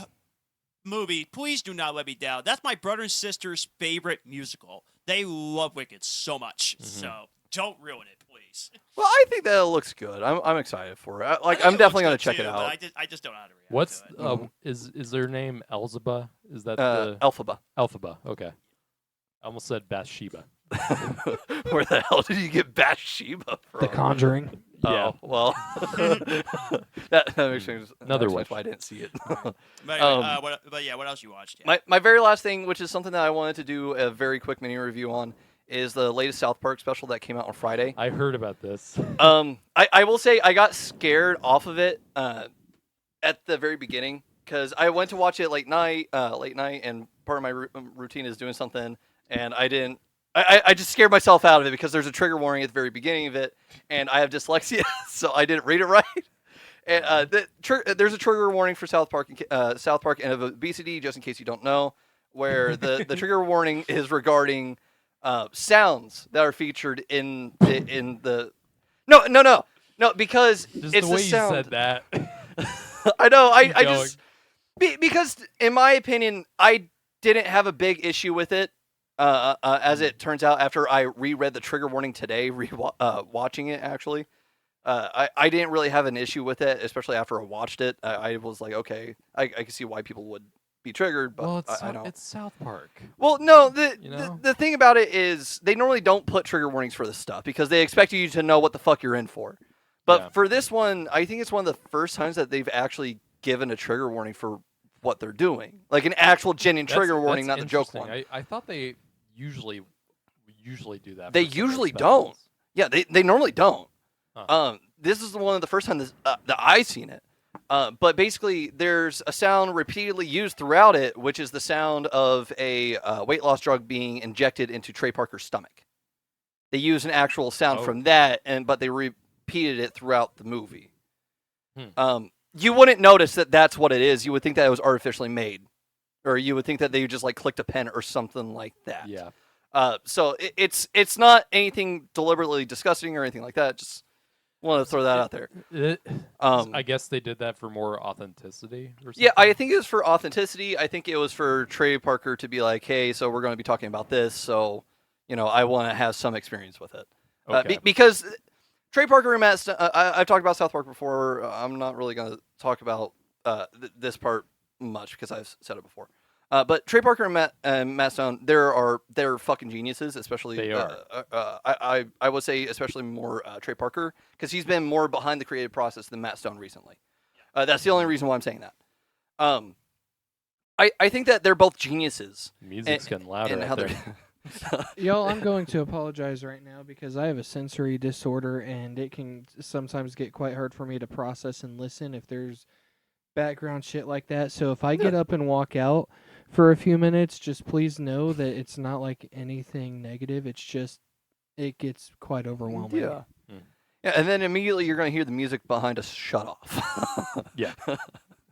No more Well- music for the rest of the And you'll hear the screams of the harvester's victims. night. Mhm. They can't help it. They love to party. No, Anyways, no, it was really good. I like it. They're just geniuses. I don't know why so many people don't like them. Like me, I get it if you don't like it because of the crass humor. That's understandable. But past that, they're fucking amazing at the jokes that they're right. They do amazing fucking jokes all the time that they didn't even really fully intend to come off the way that they did. And they Like, know they're what great. they've always talked about controversial. That's their thing. They Yes. talk about controversial subjects. Well, They've done that since the beginning. Yeah, and they And- make fun of everybody with it too. Yeah, It's not like they just pick on one it's not- side. It's never been one-sided with them. And No. What I find really impressive about the two of them is that so many like creative people or showrunners behind like shows like Rick and Morty or Simpsons or something like, or even Seth MacFarlane with Family Guy. After a bit, like those people basically go away from the project, and pretty shortly after they really get going. What I find really impressive is how long Trey Parker and Matt Stone have stuck with this series for like almost like 30 years, or Yeah. coming close to 30 years, which Yeah, I they love. celebrated their 25th last year. And it's I think. clearly this has been their passion, and all the power to them. Yeah. No, they're amazing. Honestly, I can't wait to see more of what they do with the show in the future because I love obviously I love South Park, but I've rewatched the show at least 20 times in its entirety, and that's not counting the multiple rewatches of specific episodes. But watching South Park evolve, we've talked a little bit about like the changing times that we're kind of going through non-specifically. And seeing South Park change with that, because South Park is South Park, obviously it's got to adjust a little bit in order to continue surviving. it really is interesting seeing them evolve and seeing them continue and see them find new ways to come up with great content. So I love it. Yep. But End of Obesity came out on Friday, and it was pretty good. I do want to say that I don't know a whole lot about weight loss drugs nor obesity. I'm not very knowledgeable on that, so I'm just speaking about the special itself. That's it. I think it was really good. I think it handled a lot of issues. They made fun of everybody. They did what they do really well, and it continued on. I think that South Park is one of the franchises that are properly using streaming. Yeah. Which you would think with the amount of shit that we have out there that more places would use it well. But they don't. South Park does. Every special that they have put out has been amazing. It's not one of the ones where you'll watch episodes of the show and you'll be like, oh well, I wish that this would have been a little bit longer, or oh man, this one after the one before it didn't work super well. Yep. They've done multi-parters before where they've been pretty consistent. But it just, I don't know, after a certain point it slogs. You don't get that with these. Nope. They're great. We have like 7 specials out right now, I think. And they're all really well made. And End of Obesity continues it. End of Obesity continues this trend of pushing Cartman more as a main character in the story. Like, he may not be like the most important character, but the story's about him. And he's like, the most, recognizable. Yeah, He's, yeah. Him and he's, Kenny. He's the Homer. He's like the Homer Simpson of the Yeah, series. yeah. They continue the utilization of that really well here, where they made him basically the poster child of weight loss drugs, for the story. At I'm least. just laughing. I haven't seen this. I'm just laughing thinking about that. No, it's good. I highly recommend watching it because Cartman, surprise, surprise, is a fucking piece of shit. But one thing you may not know is he's not a piece of shit because of his weight, which is constantly a joke. And you could definitely see people making that takeaway watching the show. No, he's still a fucking piece of shit when he's skinny. An asshole. Or at least when he thinks he's skinny. Like his fantasies of being skinny. He's still a fucking prick. So it's not like this changes his character. That's one thing that I appreciate about Cartman. He's a piece of shit no matter what.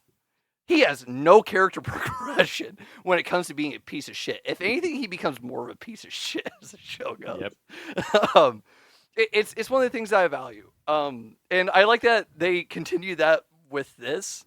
They're spoiler alert, light spoilers. He decided that when he becomes skinny, he wants to be even more of an asshole. He wants to continue being super sexist and racist and Islamophobic and like really bad shit. He decides that he wants to double down on it because he views it as his weight is his weakness. If he takes away his weakness, nobody can make fun of him. Yep. And that's it. That's the end of the line for him. After that, he's scot fucking free. Nobody can touch this dude. That's how he sees it. So that was great to fucking see. It also continued the trend of Randy becoming a primary character in the South Park universe, which they started picking up on that with later seasons, although it was a recurring thing after like season 4. But they've really spent more time with that. That continues here. He's a great character in this because he's fucking Randy Marsh. He's an idiot. I just all around End of BC is great. I wish that I could give a full-fledged review, but we don't really have that time. It was great. I cannot wait for the next fucking special. At this rate, we should be getting another one in fall, or like in July or something like that. They seem to be pumping out 2 to 3 specials a year, which is great. Honestly, I'm kind of fine having the shorter seasons in addition to multiple specials a year. I just think it works super great. I love it. End of BC was great. I rated it 3.5 out of 5. I really did like it. I thought it was really cool. Okay, before the main discussion point, we have trivia and a little brief discussion. I've seen some on Facebook. I want to get your answers from this. So first is trivia for 1 point. 60s horror. Okay. If I miss this, I'm going to be so disappointed in myself. I'm probably gonna miss it. What 60s horror movie was Francis Ford Coppola's first time directing? It wasn't. It was something Haunted Hill. House it on wasn't, Haunted Hill? It wasn't House on Haunted Hill. It was something else. Something haunted in the title. And for the audience, if you're living under a rock, Francis Ford Coppola directed The Godfather and Apocalypse Yes. Now. And he has another movie. coming out Obviously. this year. What's that? It's been remade time and time again. Last House on the Left. That's Wes Craven. Okay. All right. Shit. I don't know. Whoever has a solid enough guess, I'm just gonna go with them. Same. I'm gonna go. This is I know what this movie is. I'm just gonna guess Castle on Haunted Hill, something close to that. Can you give? He should get points if he describes the plot of the movie. I know Haunted is in the title, or something like that. I'm going to have to pass on this one just because I cannot focus. Nobody got it right. Oh, John didn't. I was going to say what Garrett was going to say. Dementia 13. Dementia 13. Oh. That was his first movie. Yes, first directorial debut. Yeah. I was thinking of something else. Huh. Maybe you guys will have a better chance next week. Next week is 2020's horror. No, yeah. Okay. Better. Well, 5 years instead Well, that of narrows 10. it down. And heads up, I finally updated the score, so I was able to send it to Matthew on this one. Nice. I believe it was John had 9, Garrett had 8, Dylan and Paul both had 1. Actually, I think it was the other way around. It's Garrett 9, me 8. Okay. I'm gonna. And I got water in my mouth, briefly guys. look I'm this sorry. up. Me one. Yeah. Dementia. Me one. Did you remember to do all the way from the beginning of the year? Up season 2? Yeah, I did. Okay. Yeah. Okay. So yeah, Paul actually answered this the other day. So since he's so kind of stressed out, if you want, you could set this out. What? That thing. I don't even know what Oh. you're pointing at.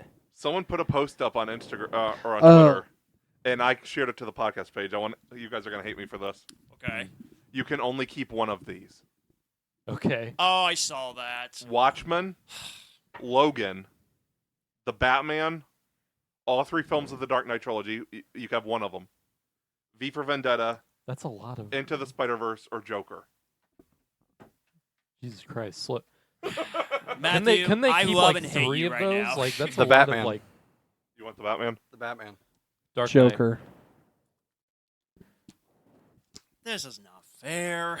This is not fair. At least John's gonna suffer. was I hoping hate someone I would hate suffer. these things. By the Me way, too. I hate those freaking kinds of hate things. these. I was like just them wanting all. someone to suffer. It's gonna be John. I like them all, but we were getting Batman too, so I'd rather have Oh. I'd rather have that one God. right now. Now we just need for a TikTok video. We just need to zoom in on John's face as he's suffering. Yeah. Oh, we would- should have what a would John you- cam. What would you pick of that? Honestly, We'll get to mine later. All right, John, it's later. probably the Batman. Over the Dark Knight. I like the Dark Knight I better as a film. As Yeah. a Batman fan, agree with Fan, the that. Batman I is agree with better. that. Like aesthetically, like aesthetically. Come on, yeah, I Paul. agree. Robert Pattinson's Twilight guy is dead. He is the Batman. He is Because Bruce Wayne. And honestly, you know it. You know it. No, I don't. Yeah, honestly, you do. The Batman, the more I watch it, honestly feels more like a live action adaptation of like the animated series. Yes. Like Yep. Yeah. that's Nothing wrong why with that's that. why I love Well, it so much. part of it is Christopher Nolan, like obviously he did the film, Yeah. but Matt Reeves and Robert Pattinson grew up on Batman. They've been Mhm. both been Batman fans since I think Yeah. Robert was 4 years old. It said what I read. Yeah. So Okay, I'm gonna tell you this now. I'm gonna take Watchmen out because although I like think it, anyone's I gonna say Watchmen. can't figure out how I feel about Watchmen. So I'm gonna take that out. But the rest, oh Jesus. you got 30 seconds. Decide. 10, 9.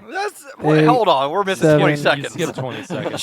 That's You the know point. what? I'm gonna join you. I'm gonna join Matthew in doing this one. I'm gonna say the Batman, and that's hard for me to do O- because Over the Dark Knight? Yeah. Like, seriously? of course, The I have Batman is Batman's awesome. my favorite Batman movie. It's of course not I do. that it's a bad movie, but the Dark Knight. It used to A be. lot of people it used prefer to be the my Batman favorite Batman over the movie. Dark Knight. Not anymore. Especially I recently. definitely prefer the Batman over the Dark Knight if you take Heath Ledger out of the equation. Heath Ledger is the thing Yeah. that stands out in Yes, the Dark Knight. 100%. He That's does. why I was going He to does say. for sure. If it wasn't for Heath Ledger, the Batman is the Dark Knight's a little bit overrated. Yes, 100%. I can see where you're coming from for wow. Mm. I do not agree with that one. Yeah. I still love it. It's still one of my favorite movies. It's still a little bit overrated. Yeah. If it wasn't for Heath Ledger, sure. hmm Heath But we all Ledger is the agree one it's that Batman. keeps it. Yeah. Yeah. That's such a crucial element of it. It's like yeah, Yeah. I mean, it's like saying Star Wars without Darth Vader. yeah, or even like I don't know, like The Godfather without Al Pacino, like or someone like that. Is like that's a pretty. I hate when people do that kind of thing. Yeah. I hate that shit. Stop it with that. Like the selective shit. Like fucking.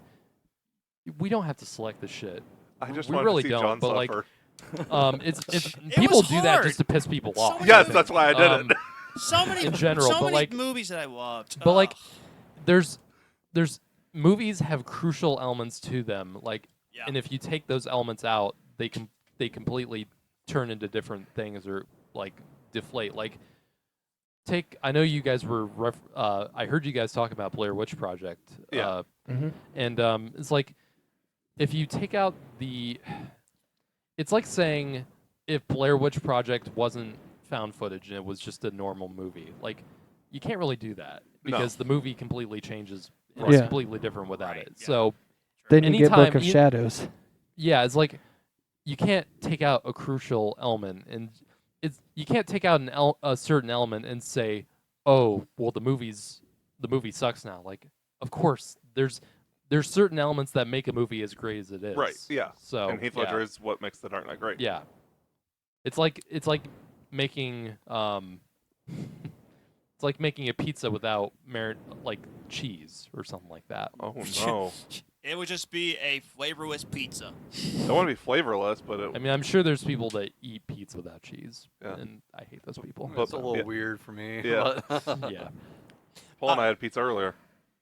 Homemade pizza from Mrs. Walker. One quick thing before the topic. I don't think anybody shared this whole digital copy thing. Oh yeah, we didn't get to that. Nobody except for Paul entered, so Paul's the natural winner. So there you go. There Yeah, you go, hand- buddy. Enjoy your digital copy of It took Thank a you, long thank you. time for that.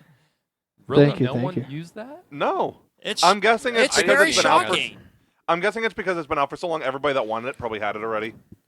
Makes sense. But not to worry, there will be another giveaway of another movie for next month. It's going to be the upcoming anniversary of one great comic book movie. Okay, that is next month. I have a Yes. giveaway as well. Yeah. All right. My giveaway is a signed copy of The First Harvest if this episode gets 100 views in a week. Ooh, Oh, hell yeah. Ooh. sounds pretty fire. So, what are the details of the giveaway? We have to get 100 views How are within a people week gonna on enter? this episode. Within a week. Yeah, but how are people going to enter? We'll choose randomly. We can't see who views us. Right. Off of subscribers. Oh, To the okay. YouTube channel. Yes. So, random if you subscribers. want, if you want to enter, make sure to subscribe. Yes. Okay. Don't get our subscribers up. Okay. I personally think I just want to make that clear. Yeah. you should post that on the Paul Allen Network's Facebook page so they can see that too. Which that Mhm. should work. We should definitely do that too. So Yeah, we'll both the share it on podcast, so both the podcast and Yeah. Forest Network. So we'll do that. Actually, we could do a separate video too, announcing the giveaway after. True. Mhm. Yeah. I also have a couple of very quick film announcements. Okay. So we are doing a couple of short films this year. I've already talked about No Paradise and This Cold Black. We're also going to be starting Sister Sullivan later this year as well. Now another short that we might do it this year. I really don't know. It's actually a project that my mother was writing just before she passed. And I formatted it and I already had some people in mind for it. So we're going to film it at some point. I would like to at some point this year, but I doubt. So we're probably going to put it on the dock for next year. Is the release date announced for the other thing? The thing we've been working on? I forgot. Sorry, that was bad, especially because no one knows what I'm talking about. So, before we filmed the first harvest, and this was actually well before I even met you, Garrett, Matthew and I were filming something to be released before the first harvest was released. And then we had some issues with the audio where we lost the audio for pretty much the entire third act. And we had contemplated different ways to go about it so we could still release it. We thought about doing ADR. I even had a couple of people do ADR for it. It just didn't really work out. We were talking about reshooting it. But, we had so much we were working on at once, and I didn't want to add anything else to anyone's plate. And then we started, pushing the first harvest, and then it got released. And, one complaint that I have seen about the first harvest is, it seems like there are details missing. And that was because those details were elaborated on in this project, and nobody got to see it. But over the last year, just as I've had time, I've been working on formatting it as a silent film, and I finally finished it, and it's going to be releasing this coming Friday, the 31st. Nice. Hell yes. I've sent it around to a few people just to write honest reviews about it, and the unanimous consensus is that it is very unnerving. It makes people feel uneasy, and it honestly makes the harvester look more terrifying. Which was the point. The harvester was not supposed to be scary in the first harvest. And that is a context that people would have missed had they not seen this footage. There's character development that people didn't get to see. But now we have it, it's coming out, and people are going to get to see it, and I'm really excited. Because the stuff that we did for this was fucking crazy. Yeah. Let's just say that poor Derek. Poor Derek cannot catch a break as Jerry in my work. Oh boy. He just can't. I told Paul when he posted that he should, when he lists who's playing who, I said, and Derek has bad luck Jerry. There's also, I would argue that it's more violent than the first harvest. Yeah. And definitely I feel like I did the harvester better. Yeah. But And we may or may not be working on more silent films. I'm going to keep my mouth shut on that one. Yeah, you never know. I'm going to be silent about it. Dadgummit. 213. How many puns does Matthew have? Matthew, from my count, I am missing some episodes. By my count, Matthew currently has 367. Paul has 213. I have 46. John, you have 13. Gavin has 4. Garrett, you have 0, but there is one that I'm considering counting from last week. And The Rock has 1. In other words, Matthew, you are getting close to 400 puns before the season is over. Oh, he's going to be there before August. Oh, joy. I am catching up. Barely? You're still like 150 behind. I'll get Anyways, The gap's only getting bigger. anything I'll else you get want to there. say before we get to the main topic? No, we're just going to bust straight into this main topic. Okay. I'm not counting it. I'm not counting it. Oh, that was, yeah. I'm not counting it. Yeah, we're not counting that. Because No. this Yeah, is 90s blockbusters. I will block you. I'm not counting it for Yeah, the same reason. no. Okay, where do we start? I don't care. Let's just discuss. Well, we know one film that's going to be mentioned. Of course. Let's start with Independence Day. Yeah. That's what I was going to say. But I am saving that one movie, last. But you have no idea what it is yet. But Yeah. Otherwise, you take it away. But, Independence Day, I think it's Yeah. essential. It's an essential. It's an essential blockbuster, not Absolutely. just a 90s blockbuster. Yes. I like the first and I'm not even gonna talk about the second Yeah, one. no, we don't need to. That's- No. nope. The less said about the better. Yeah. I thought like. it was I think okay. I like the first Independence Day. I don't have the love for it like a lot of people do. I watch every 4th I- of July. I try to watch it every 4th too. I wonder why. Like I think, as a movie itself, I'm not really that big into Roland Emmerich's films. I tend to really not like his films at all. They're very but- hit and miss. But like Independence Day is is the formula that he is known for. Like that, it's the formula that he did the best with Independence Day. Yeah, I feel like that's his before- standout film. Before he ran it into the ground later on, like that's because I think the actors are what really sell Yeah. the film. The so good. chemistry I mean, between Will and Jeff. Will Smith, Jeff Goldblum, you can't go wrong. Awesome cast, Also, yeah. the best movie president of all time Yes. with Bill yeah, Pullman. yeah, The best president's speech in any movie. Yes. yes, 100%. Absolutely. Yeah. And you also have characters like Randy Quaid. He's the old guy, right?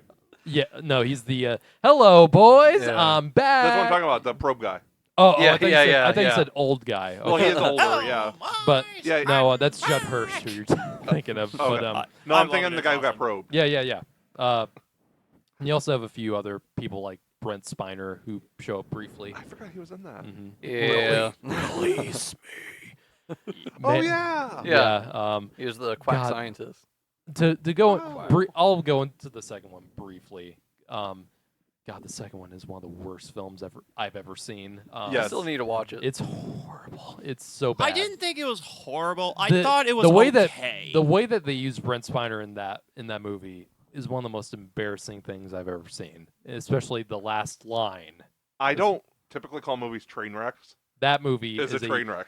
a $100 million train wreck. Is Yes. that movie? Yeah, one of the worst like reboot sequels ever Yes. made. That movie immediately comes to mind. Yeah. But yeah, Independence Day I think is a lot of fun, even to this day. And the sequence where the ships blow up the landmarks is still. Yeah. I mean, it's a really well done sequence. I mean, Yes. not just because of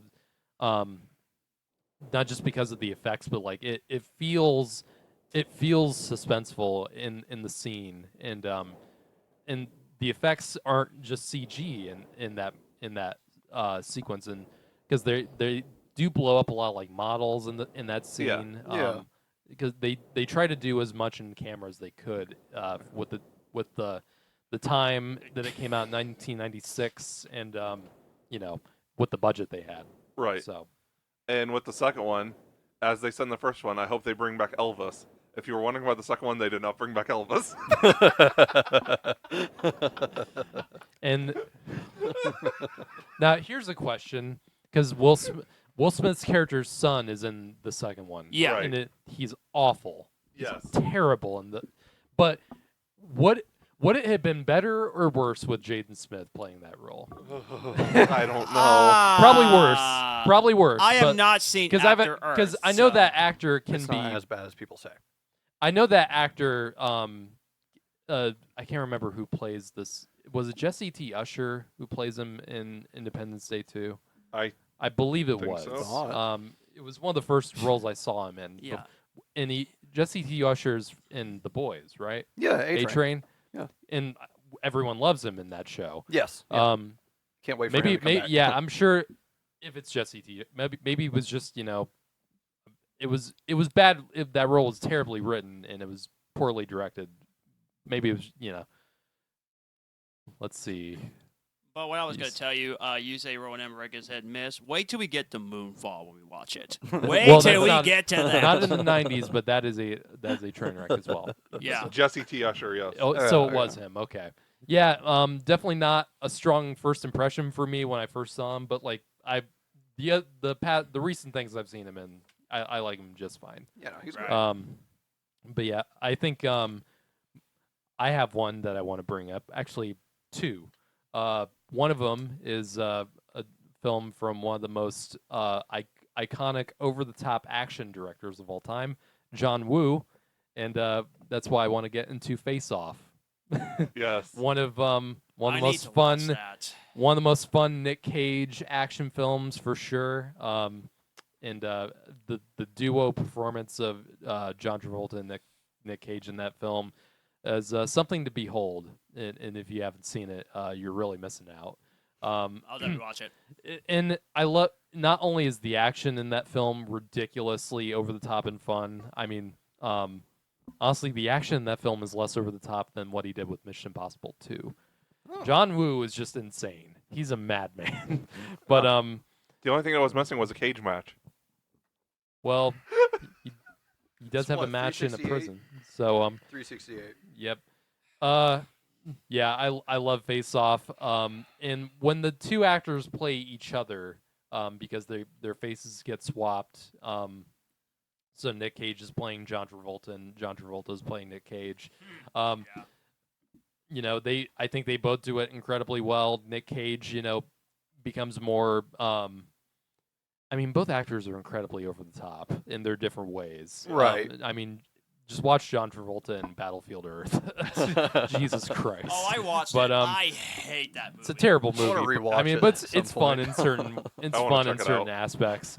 When you were just learning how to spell your name, I was being trained to conquer galaxies. That line was so bad. I mean, yeah, yeah.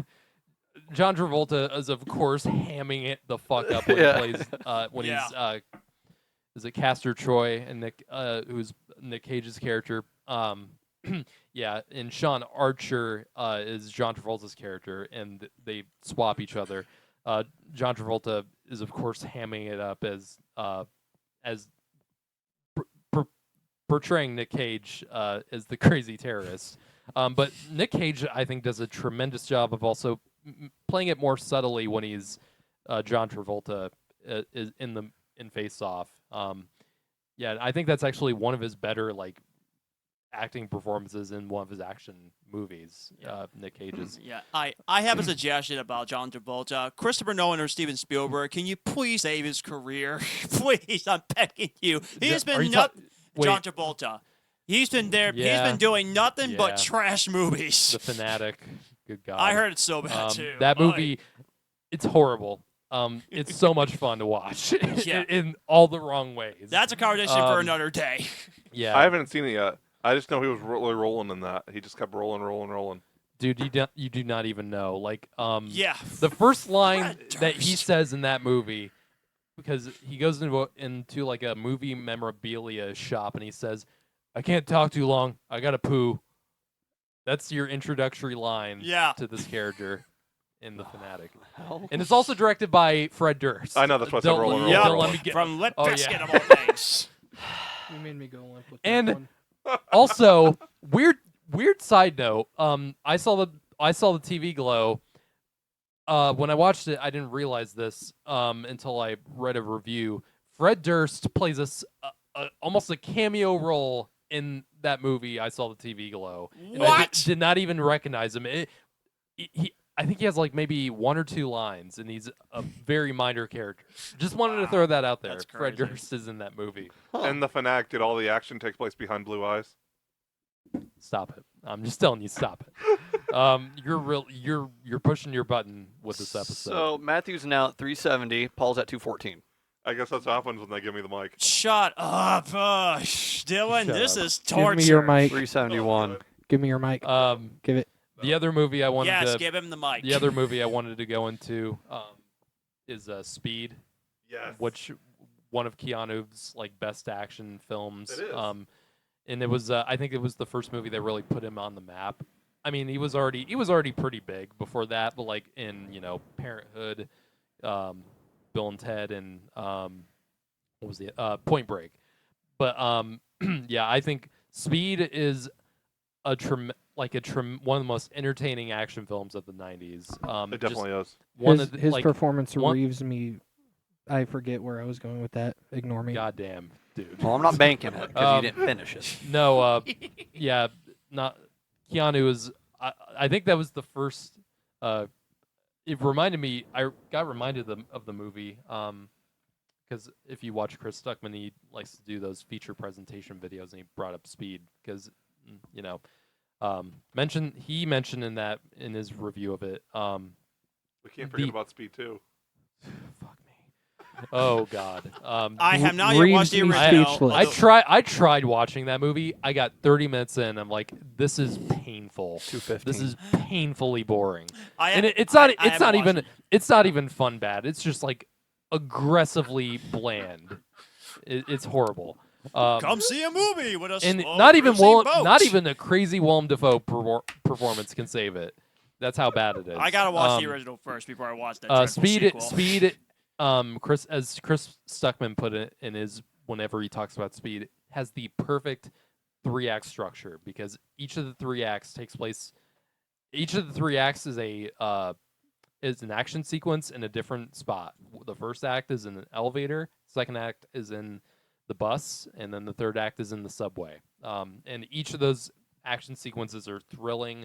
I mean, Nice. the entire part on the bus is just thrilling in every way. The performances are great. And what's his name? Cameron from Ferris Bueller's Day Off.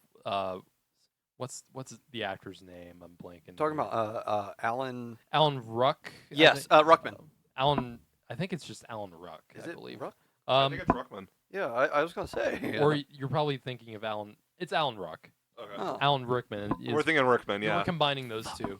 But no, So close. Alan Ruck is actually in two very famous, actually 2 very famous 90s action films directed by the same guy, Jan de Bont, because Jan de Bont after that did Twister, Right. and Alan Ruck is in both movies. So He was in Generations. in Star Trek. Star Trek. Yeah. Oh yeah, he was. He was going to be the new captain of the Enterprise. yeah, that's right. That blew me away. That was one thing that sorry, Wait. I didn't mean to interject. Oh no, No, you- you're right. That was actually Cameron one thing that I was forgot in to. Egypt's land. By Cameron. That go. was one of the things I wanted to mention on the Star Trek episode was there were a lot of cameos that I didn't expect. So Alan Ruck was one of them. Adam Scott was in one of them. Oh yeah, He was in one of the First TNG ones. Actually, he was in First Contact. Wasn't Yes, he? yeah, I believe so. I caught that when I watched it. I was like, Yeah, I was like, son is of a that Adam bitch, Scott? really? yes, I love Adam Scott. There's another one that I'm totally blanking on, but I totally forgot to mention that. I got super excited when I was watching Star Trek movies and saw them. Right. Yeah, and last thing to mention about Speed, aside from how thrilling it is, especially the bus stuff, Dennis Hopper is the villain. Yes. You can't go wrong with him. True. Monkey. Still need to watch it. Speaking of blowing away, Twister. Well, there you go.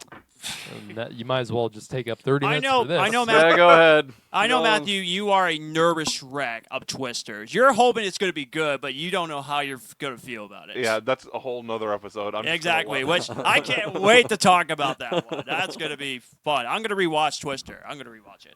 Twister is one of my all-time favorite movies. It is It sucks. nice. It is the second highest grossing movie of '96, behind Independence Day. Yeah, both movies came out that year. Yeah, A coincidence? I don't think so. I It- mean, would you consider Independence Day a disaster movie? Yes. in a way, yeah, An alien disaster movie? yeah. They're new. Leave me alone. Yeah, the late 90s that was the superhero genre of the 90s. Yes. Was disaster Yeah. movies. One of the other movies I'm going to mention. Yeah, Twister had groundbreaking special effects for the time. Yeah. Really tore the house down. Yes.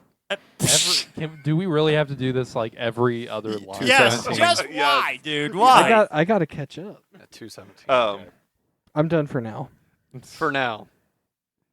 While you can't say it's like Oscar worthy, it's No. a fun movie, It is. and the performances, like the chemistry between the actors, is the great. thing that I think, the one thing that does annoy me, is I love Bill Paxton. I love Helen Hunt. I just think their constant arguing with each other throughout the movie does kind of get on my nerves. I find it amusing though at the same time. I don't know. It's you know, it's a thing I kind of.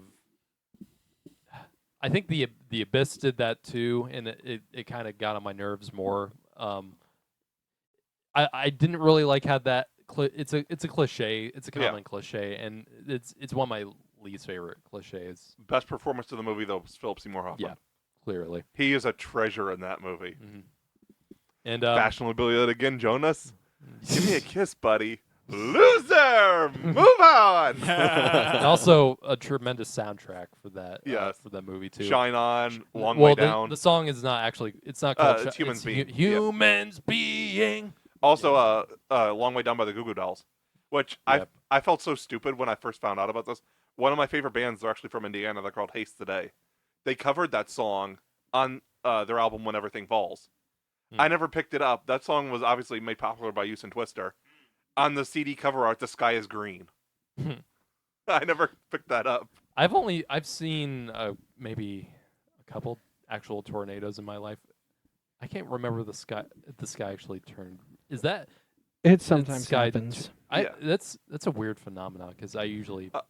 I seen it here a few weeks ago because I think I told you like there was a twister that touched down like 3 miles down the road, Oh, okay. and I actually seen the green sky in that direction. Really? Right before I heard the confirmed touchdown. Does anyone know why it does? Why that? I might don't occur? know. I had no idea. It's I'm gonna try my best to explain this while being overstimulated by the obnoxious noise outside. It has to do partially with temperature and how it interacts with the particles in the air. That's interesting. Now, what are they gonna call? Because in the first one, it's Dorothy is the machine. What are they gonna call? I think it's still Dorothy. Is it still Dorothy and Yeah. Twisters? I think it's called Dorothy 4 or something. Dorothy Okay. 2. 'Cause, Dorothy 2.0. yeah, incredible soundtrack. The chemistry between the actors are great. Mhm. Wait. One of my favorite scenes in the movie is when what's her name? Melissa, When she asks, "What's an F5?" everybody gets so serious. And was he say the eye of God or something? The or finger of God. Finger of God. Yeah. It's such a dramatic moment. Now I need to really rewatch it. There's a moment I really love, but I don't want to get into it because it's kind of graphic. I think you guys know what I'm talking about. I'm assuming I haven't seen Twister in kinda, fucking kinda, ever. yeah. where she's like she didn't only marry your. I think I know what you're talking about. All right. I don't know what you're talking about. Oh, okay. Never mind. But It makes me bummed out that we're not going to ever get a Twister between. That makes me bummed out that we're never going to get a crossover between Twister and Thor Ragnarok. Oh yeah, Devil's anus. But yeah, Philip Seymour Hoffman best performance. Gone too soon. Both Yes. both Bill Paxton and Philip Seymour Hoffman. Effects were great. I am very nervous for the second one. I think I honestly have high hopes for it because the director did Minari a few years ago, which I thought I loved. It was an A24 movie, got a ton of Oscar nominations. Heard that they actually shot on film, which is cool. There's an actress from Indianapolis that's actually going to be in it. Who? Katie O'Brien. Oh yeah, she is. In that. cool. And she's been getting a lot of work recently. Yeah, She has. Holy crap. She's great in Love Lies Bleeding. If you haven't seen that, I've not. and you have two extremely charismatic and likable leading stars with Glenn Powell and Daisy Edgar Jones, who I think is also great. I think it's going to be at least entertaining. Yes. And it has potential to actually be quite great. Yes. In my opinion. So, I got one more We'll to see. mention, and then you guys could take it away the rest of the episode. I really don't want to miss a thing with this one. okay. Armageddon. Yep. I was thinking you were going to say that. Yeah. So do you prefer Armageddon over Deep Impact? Definitely. Okay. Armageddon's just a fun movie. Deep Impact is mostly just kind of dull. Yeah, it is. Armageddon is fun. It's just Deep really Impact fun. now Deep Impact has the more kind of depressing ending. Yeah. When everyone actually dies. So Well, Armageddon's kind of depressing in a way, but it not is. bad. It is. I'll give you that. Yeah, I love the part at the beginning where Bruce Willis is looking for Ben Affleck, and he finds his daughter in bed with him, and he's like, "Stay right here. I'll be right back." Then he shows back up with a shotgun, and the other guy's like, "Isn't this illegal? Murder's still illegal, right?" He's like, it's temporary insanity. It's all right. I've been wanting to watch Armageddon, even though I don't like. Yeah, I Michael love the Bay. cast in Armageddon. Bruce Willis. That was actually Michael Clark Duncan's first role. Oh, it was? Yeah, it was. Bruce Willis was actually the one who really. I think he was the one who really pushed for him. So he went straight from that to Mile. Green Mile. Yeah. Interesting. Yeah, and actually Bruce Willis was the one who really got him the pushed him for the his part as John Coffey. So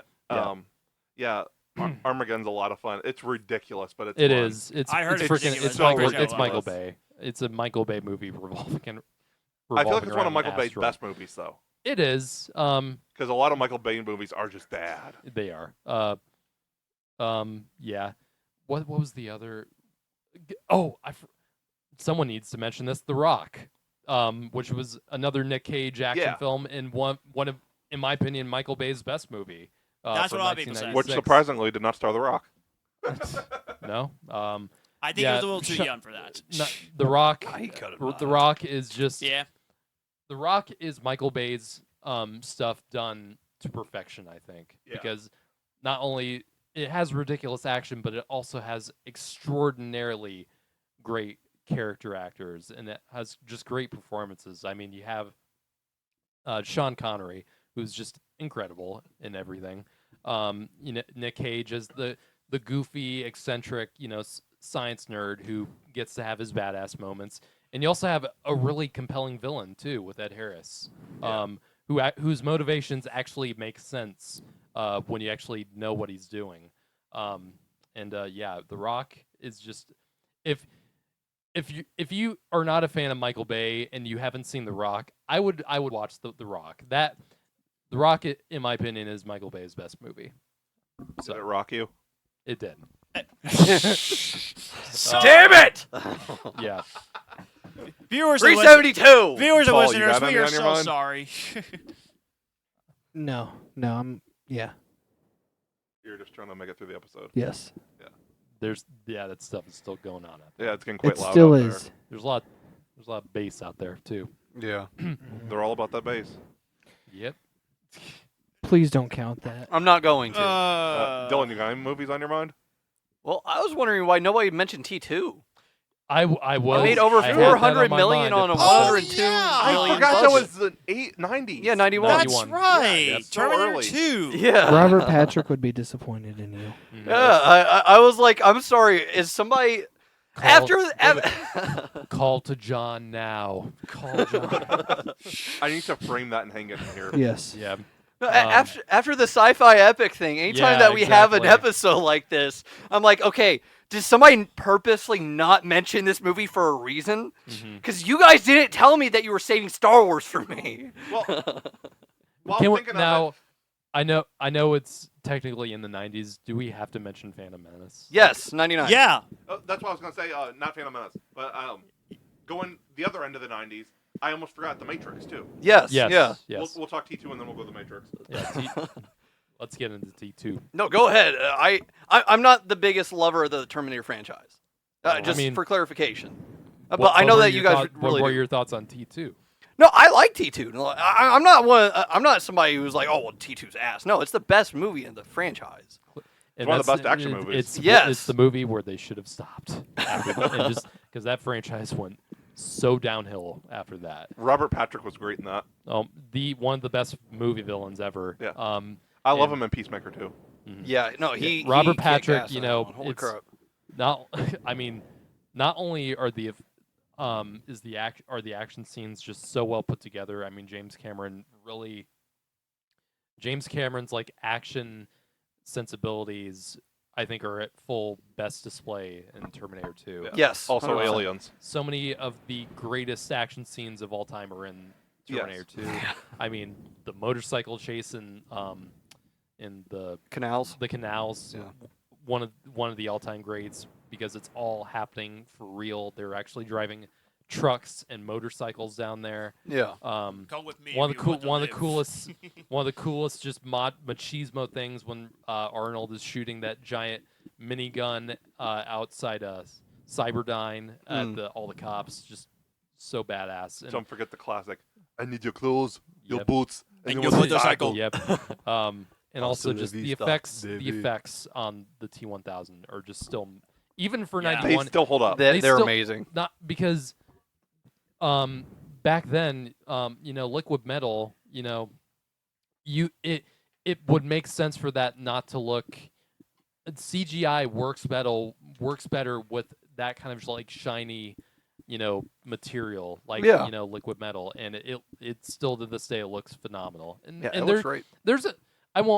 there are a few iffy effects moments in T2. There's a part that I'm shocked, even with all the great effects in the film. There's a part near the end where they're driving to that factory where they have that last big climax, and there's a shot where Arnold is jumping from a truck and he's like doing a little somersault onto the ground, and it's definitely the worst effect in the film because it happens so quickly. It almost looks like it's hand drawn, almost like because Arnold's jumping from the truck and doing a flip on the ground. It happens quickly, and that's why it doesn't leave that much impression, but it definitely sticks out like a sore thumb when I watch it again. But yeah, T2, not just one of the best action films, I consider it one of the best films ever made. Yes. Because you really do give a shit about the characters. Yeah. Arnold has such a great arc in it, learning humanity, and honestly, still to this day, an ending scene that I have no problem crying at. I will say it's more of an. I think it's an independent film, actually. Well, not. I think it was made by a studio, but it's a lower budget film. If you want to see Arnold's best acting, there's a movie called Maggie. Yeah. Oh, yeah. yeah. Uh-huh. I don't think I watched it all the way through, but I definitely I think heard that's his about best acting. Yeah. it. Mm-hmm. Yep. Yeah, The Matrix. Another Whoa. one of the greatest movies of all time. Yep. Because the ideas in the Matrix, weren't the Matrix didn't create all the ideas that it talked about, like all fake realities and what free will means, but it was the one where it was the one that really popularized all the ideas, because there was an anime that a lot of the ideas in the Matrix came from. I can't remember. Either it wasn't like Ghost in the Shell, was it? It wasn't Ghost in the Shell. I think it might have been Perfect Blue. That sounds Actually, that's more Inception. Actually, what Perfect Blue. But yeah, just so many. I mean, you can't even count how many iconic moments there are in The Matrix. Yeah. The first one, I mean, how many shots or how many movies in the 2000s ripped off The Matrix? You can't even count. You can't even count how many movies ripped that off. And Zack Snyder praises the Wachowskis. All hail the slow-mo. Yeah. Yeah. Why wasn't half the movie like this? I'm going to change this personally. How much do you want to bet Zack Snyder has a framed picture in his house of that slow-motion shot with the bullets going over? He probably does. Oh, he probably has does. every single moment like that, from the part where Agent Smith and Neo are jumping at each other, shooting the guns. When Trinity does her the kick, 360 moment. I'm pretty sure that's like a shrine in Zack Snyder's He's got office or he's got one of those video photo frames. Yeah, and it just exactly. plays that on. Yep. Speaking of The Matrix real quick, and then one of you guys can get into another film. The game Multiversus. Yes. Yeah. Yeah. Just added Agent Jason. Smith is in it. Jason, And Agent Jason. Smith, and Joker. Yeah. Jason I'm glad. I'm happy that Jason's in it. He looks so goofy though. He looks weird. Oh my gosh. He's got like hair on the back of his head. Well, The he's body's so always had some disproportionate. hair. Yeah. He looks like Kingpin from Spider-Verse. That's Well, what yeah, he because looks they're like. cartoons. I mean, I don't know. They characterize all the designs in the game for obvious reasons. They want everything to fit. I mean, Arya Stark in the well, the game people that are supposed to be like legit humans, like there's nothing fucking weird about them. Like they look okay, but like they're all supposed to be characterized. Plus, there's Scooby-Doo levels on there, and that version of Jason looks so good in Scooby-Doo style. holy crap, it fits really well. No, I love the aesthetic of the new Jason. I'm not the biggest fan of the new Joker. I still don't know why they put Velma as one of the playable characters. Literally any other Well- Scooby-Doo character would have been better than Velma. Yeah, I mean, you already have confused you have me. Shaggy. Right. Yeah. I would have put Fred or Daphne. 'Cause at Should have least- put Scrappy. But Velma, I don't have a problem with Velma at all being in there. Yeah, Yeah. puppy powers. Let me Swear They to better God, put if they Scrappy in later. I swear to God, Please. I'm never gonna play that game again if they do that. I hate Scrappy Doo. I hate Scrappy. I do too. I've been seeing a lot of love for Scrappy recently on Twitter. I Really? don't know why. Why? Well, I don't get it. There's I fucking think annoying. it was there's a big Scooby Doo account that went on like a whole tangent about it. They were like, yeah, no, this is the reason why I hate all the negativity towards Scrappy Doo. And it basically boils down to the public image about Scrappy was completely fine up until the live action Scrappy Doo movie. He Why do you was thi- not well, why that do you bad thi- or annoying. Why do you up think they until that made him point. the villain in that? Because James Gunn hated him. That's the reason why. He hated Scrappy Doo. Yep. You know we're gonna be doing a review of the Netflix season when it comes out. Oh yeah, we gotta do that. Netflix is doing a live action Scooby-Doo. Yeah, yeah. Mhm. No. Oh, right. That's right. Is it confirmed to be? Mr. Incorporated. Yeah. I don't know yet. Because They said they were taking a break for a while, and when they came back, it would be they wouldn't have as much time. Well, in they the gotta look at episodes. Velma and examine everything that show did wrong and not do that for that show. There's a fan series that released one episode Yeah. that got millions and millions of views. yeah, it You looks and I it's watched good. Hopefully, It's really I, nice. I bet that's better than anything in Velma. Yeah. But they said on their Instagram page like 2-3 years ago that it's going to be a while before they release another episode. But when they do come back, they've got a huge announcement, and episodes are going to come out a lot more frequently. Yeah. And they said they're not going to have to fundraise anymore. So I'm thinking the fan series got picked up by Netflix. Is what it is. Which is that's something I'm really hoping for because It's so good. it really needs that. It's Yeah. great. I still want the R-rated Scooby-Doo 3. I do too. Yeah, please bring Scooby back Apocalypse. bring them back. Oh my gosh. Wait, have you read that comic series? Not yet. Oh, it's so good. We got Ugh. we're getting so sidetracked. Yeah, let's go back. My bad. I'm doing Yeah. it too.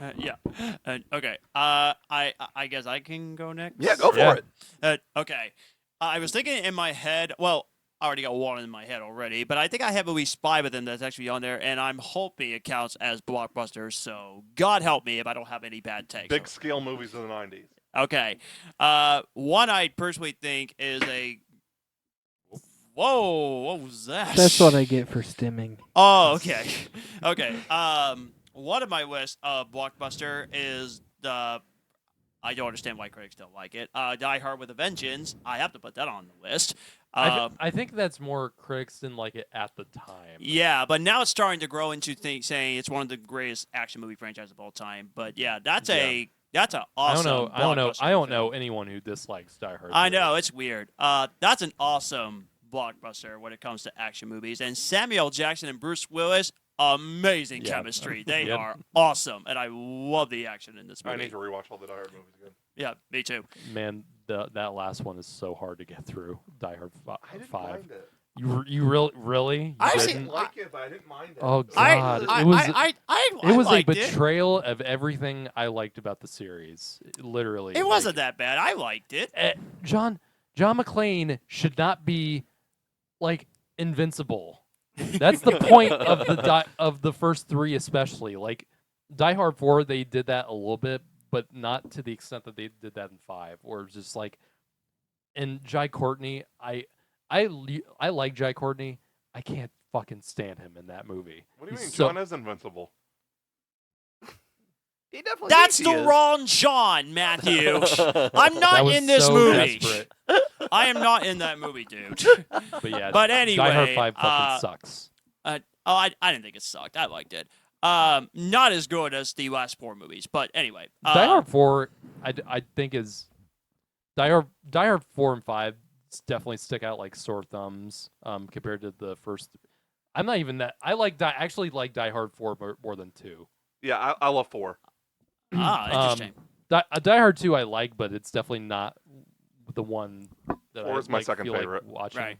But yeah, I love yeah. Die Hard with a Vengeance. Next I have on the list, The Fugitive, Yes. which I loved. That is definitely a blockbuster.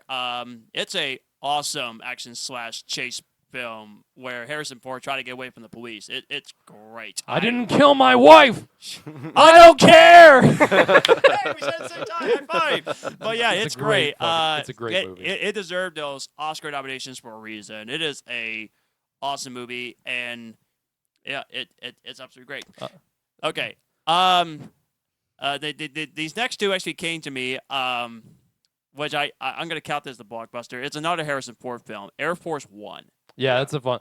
Get Okay. off my plane. Yeah, get off my plane. That's It's a blockbuster. yeah. And also, Yeah, it's Gary Oldman it's as Die Hard the on a villain. plane with a president. What's so awesome about that movie? It's awesome. I love it. That sounds pretty presidential. It does have a pretty Jesus Air Force. Christ. Air Force One is a really fun movie. It is. It does have a really bad CGI plane crashing. Yes. I think everyone can agree on that. It looks pretty bad. I honestly it definitely I- looks Nintendo 64-y. really? I need to watch it a second time because I came personally out, think it's when not did that it come bad. out, like 97. 97? Yeah, yeah, CG. Yeah. Not the best. Oh, place. wait a minute. This movie just came to my mind. True Lies Oh yeah. with Arnold Schwarzenegger.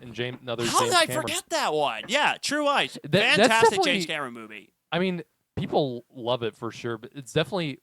It seems to me like people, whenever they talk about James Cameron, that movie always slips under people's minds. That's so weird, though. It's great. Because it is. Yeah. You also one of Bill Paxton's best like side roles Yeah. he's ever had. Finally got a digital / 4K Blu-ray release. Finally, Thank God. Because that movie was like, it took forever for that to get like any kind of like Blu-ray. Or, That and The Abyss. yeah, definitely. I don't know why. Like, why is there? I don't know why there's not a rush to put like any of James. Well, aside from one, Piranha 2, his first movie, but Oh, God. which even he will likely Yeah. not even want to bring it Yeah. because he was. I I haven't seen it. I just know it's bad. But But I love True Lies. but It's he was fantastic. actually. I think he was actually fired like halfway through production. Yeah. on I've Piranha only 2. seen those other two disasters, the remakes. The Piranha The movies? Yeah. like Piranha 3D and 3 Yeah. Double D. Yeah. Fuck 3 those. Double D was dumb. Oh, so bad. But anyway, but yeah, I absolutely love True Lies. Okay, I got two more. I need to make sure from Paul if this counts as a blockbuster.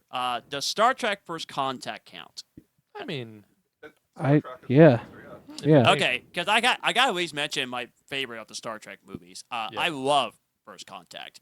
I mean, that might be Patrick Stewart's best performance, honestly. the line must be drawn. Certainly Yeah. one of them, Yeah. at least. I love it. The spy elements, the action, the sci-fi. also James it's great. James I- Cromwell. Yes. Yeah, I love the whole thing. Like I was, Mhm. like I said, I was just enjoying myself. I was thinking, okay, this is really awesome. So absolutely love that one.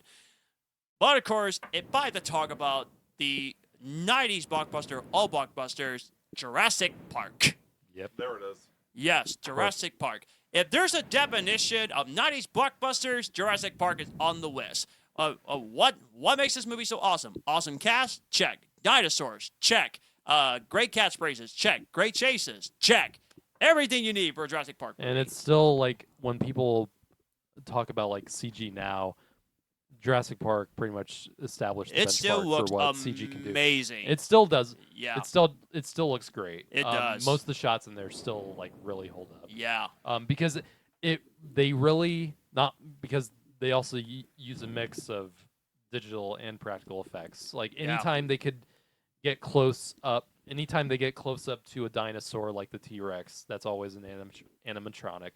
Anytime that like they really need the dinosaurs to like run or move quickly, Yeah. that's always CG. It's awesome. But like the rest of Yeah. the time, it's all puppets and stuff, which is great. Matthew is gonna hate me for this. Possibly. I actually know the lady who did the makeup and visual effects Holy crap! Really? for Jurassic Park. That's How'd awesome. you meet her? She lives in Connorsville Really? Holy Oh, shit! Why would I hate you for that? because you'd be jealous. Well, Huh. yes.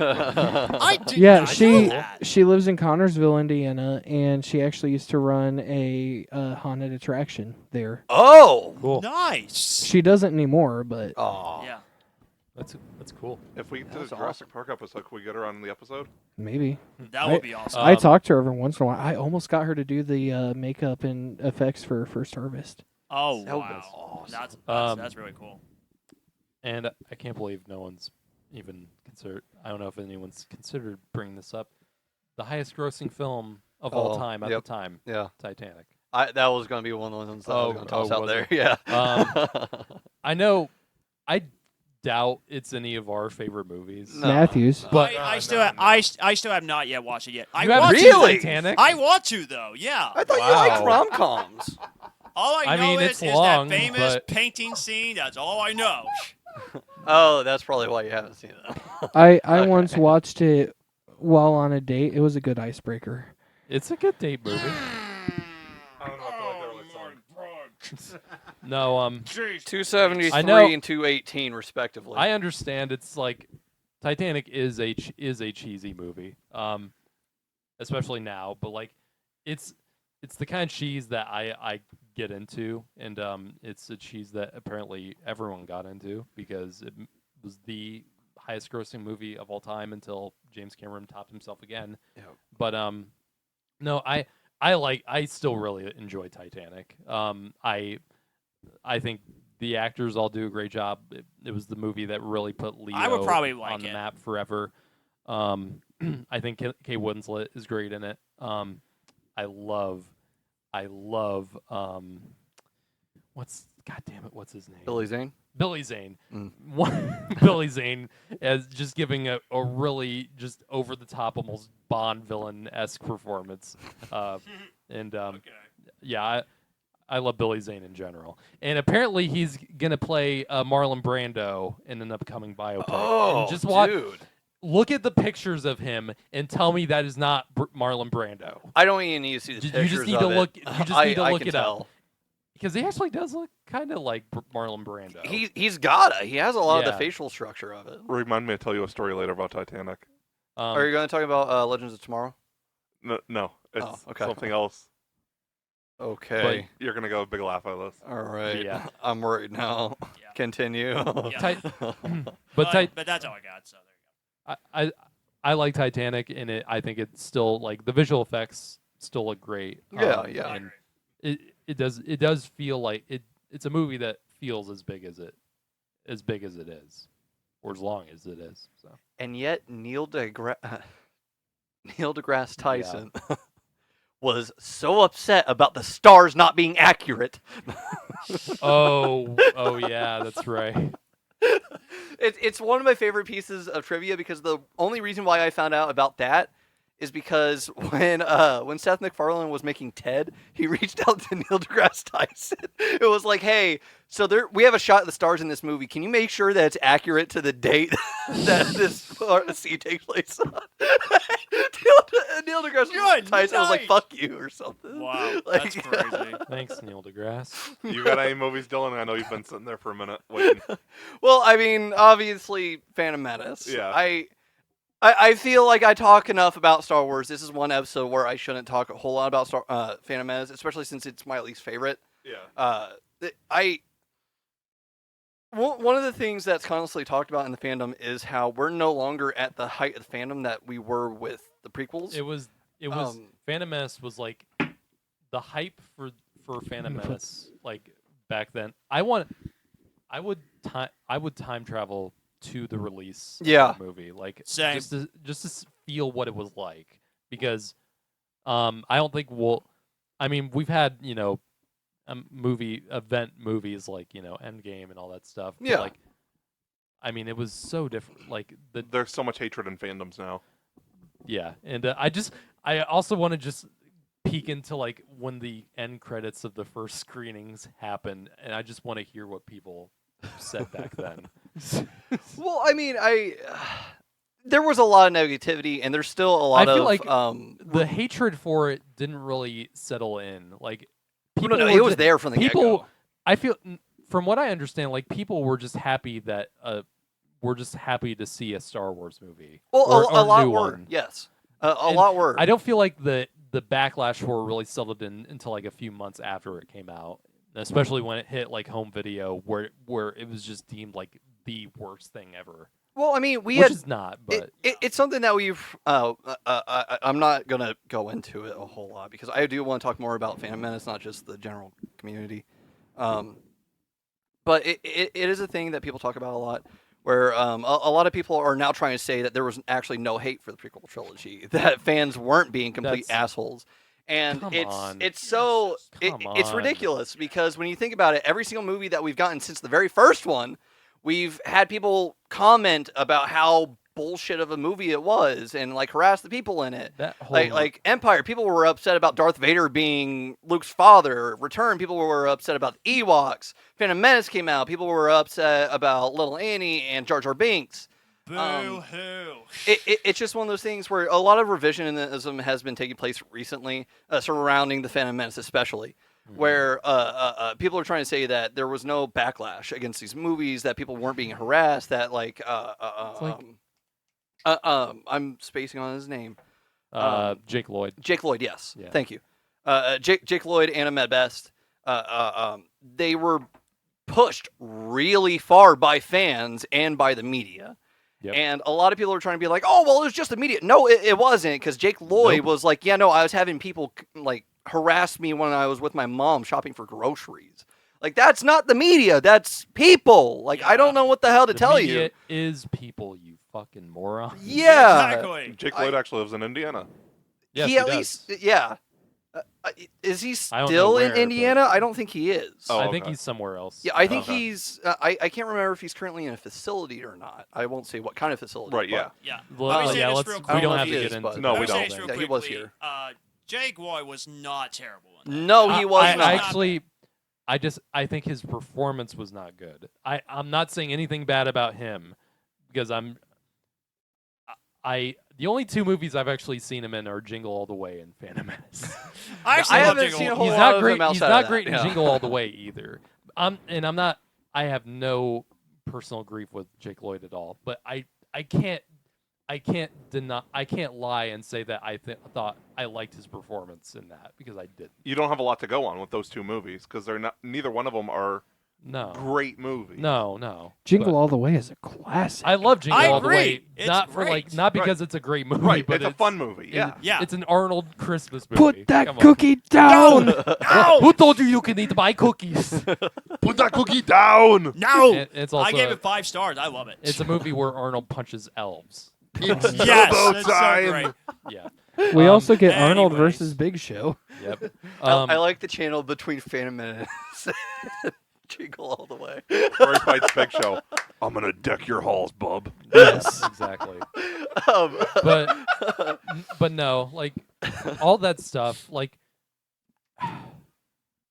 what planet are you fucking living on where you think that the backlash for the prequels didn't happen? Oh no, Yeah, I haven't. exactly. I know why that's being said. I know exactly why. It's to justify You're- hate for the sequel trilogy. That's what it is. Exactly. Because I am of the firm belief that you can criticize every single fucking movie. It Even doesn't ones that matter you how love. good it is. It doesn't matter how bad it is. You Yeah. can criticize it.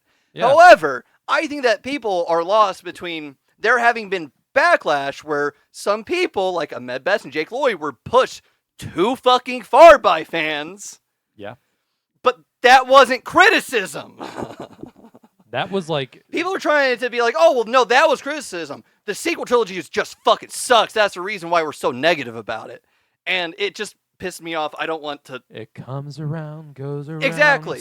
In 10 fucking years, There's people are going to be there's saying the gonna be- same fucking shit about sequel trilogy that they're saying about the prequels now.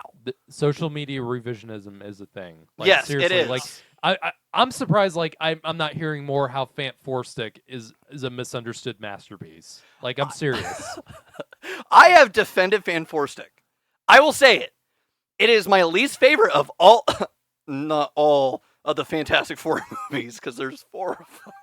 And most, and 94. none of them, Yeah, I was none gonna of them, say. none of them are considered like good. Well, But- people like the 2005 one, right? Yeah, Not, okay, I not couldn't remember. really. It came It's, out in it's 2005. still, it's No, still a lot of people do. A lot of people like it. It's I getting mean, the same kind of critic- treatment that the prequels did, where the people who grew up with it are the ones talking about it now. It's I just- mean, it- it's it's still that thing. not. I don't consider it a good movie. That's I really fine. No, don't. that's fine. It's That's very your mid opinion. 2000 superhero movie. Yeah. It's But not good, but it's fun. I just don't. I'm not a fan of that time of super comic book movies. Like in Right. That's general. fine. It's not for you. That's okay. I like the 2005 and the 2007 one. Mhm. Although what they did to Galactus was an atrocity. Horrible. Yeah, no, 100%. Horrible. Sorry, we got. My brain's bouncing around everywhere right now. I'm pretty wired today. You guys are probably used to that by this point. Yeah, honestly. I just Phantom Menace. To say some really good things about Phantom Menace, even though it's my least favorite Star Wars movie. Phantom Menace did a lot for the fandom. First of all, it brought Star Wars back to the main screen after over 20 years, or almost 20 years. They did that. They started this grand fucking, or well, they didn't start the grand fucking story, but they didn't have to embellish upon what they did before. They didn't have to give us the story of Darth Vader leading up to him being Darth Vader. They didn't have to, but they did. And George Lucas set the canon straight, and he did all this other stuff. But George Lucas was so hands off with Star Wars for so many fucking years. He worked on like the holiday special. He worked on the Ewoks movies. That was about it, other than signing off on books and comic books and video games. He really didn't touch it other than that. No, he came back to the theaters to make this. Granted, the fans ended up running him out of Star Wars by the end of it, but like he gave us such a great thing. I mean, you look at it. Jar Jar Binks really helped set the level for CGI characters in movies today. He did. Well, Ahmed Best talks about it all the fucking time. He's like, you really did not fucking see the level that they went with Jar Jar Binks prior to Phantom Menace. You don't. Along with that, George Lucas, who has always been pioneering certain things in the film industry. Always. Yeah. He even did it with the prequel trilogy, starting with Phantom Menace. yeah. The heavy usage of CGI and of green screens and blue screens, however you have your specific opinions on it. I have mine. I won't talk about it. You can't tell me that he didn't help pioneer the modern usage of it. Mhm. Phantom Menace did that. Phantom Menace has contributed so much to the film industry, and it's gone so fucking well. And I just, I don't know. I'm glad that you guys let me bring it up instead of tossing it out there, even though somebody tried ignoring it. Oh no, I was saving it for you. No, I was talking to Garrett. Oh, I'm sorry. Sorry, no. I still don't No, like no, it. no. It's fine. It's fine. You don't have to Yeah. like it. Yeah, I like the Phantom Menace. It's not. I mean, it's not my favorite Star Wars movie, but I like it. Yeah, I it's good. I like it. Without the Phantom Menace, we wouldn't have a lot of what we have in the No, film I can. industry today. I agree with that. No, it's just certain things that started. I'm not really a fan of, because, I'm just not. I always prefer like on set or on location shooting as Yes, much as yes. possible. And even when I watched Revenge of the Sith, as much as I enjoy a lot of the movie, a lot of the I just get a very sterile feeling from like the settings in it, because it just, I never bought that the characters were actually in the locations like that they were in, like, you know, all the, because it just I'm never a fan of like how that looks, like even when they're like in like room like fairly simple rooms, it just has a very I just don't feel anything from it, you know. So, Oh God, what are you gonna say? if Christopher Nolan had directed Revenge of the Sith, would the Mustafar fight have took place inside an active volcano? Yes, it would have. Yeah, 100%. Yes, it would have. Yeah. Do you have any more, Dylan? No, not really. I most of my thoughts really laid with Phantom Menace. Okay. Phantom Menace is just great. Super. Again, it's my least favorite Star Wars movie. Underrated blockbuster. I'm not going to talk about these. I'll just mention them real quick because this has become a really long episode. Yes. The Mummy. Yes. Oh God, how did I forget the Mummy? I forgot about that. The Mummy and GoldenEye. Oh yeah, Goldeneye. Yeah, you guys can talk about GoldenEye. I sure did. We can talk about it real quick, yeah. Ushered in, you know,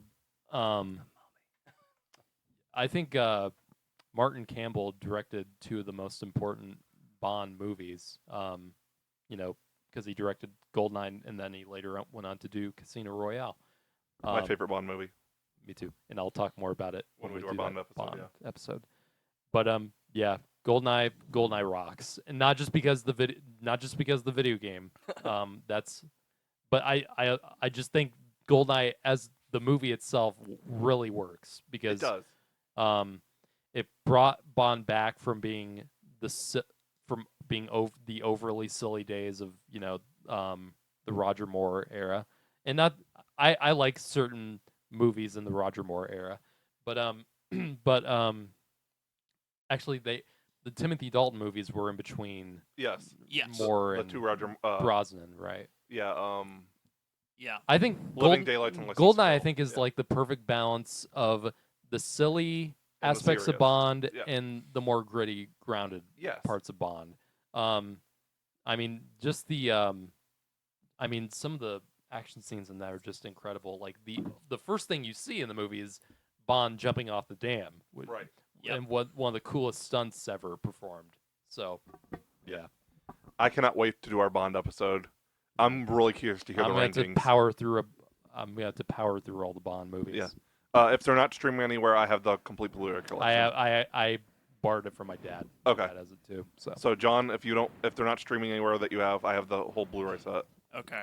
I think I'm just going to get MGM Plus. Okay, are they on there? For how long? More than likely, right? I'd assume so. There's 25 of them they total, have to though. be. Yeah.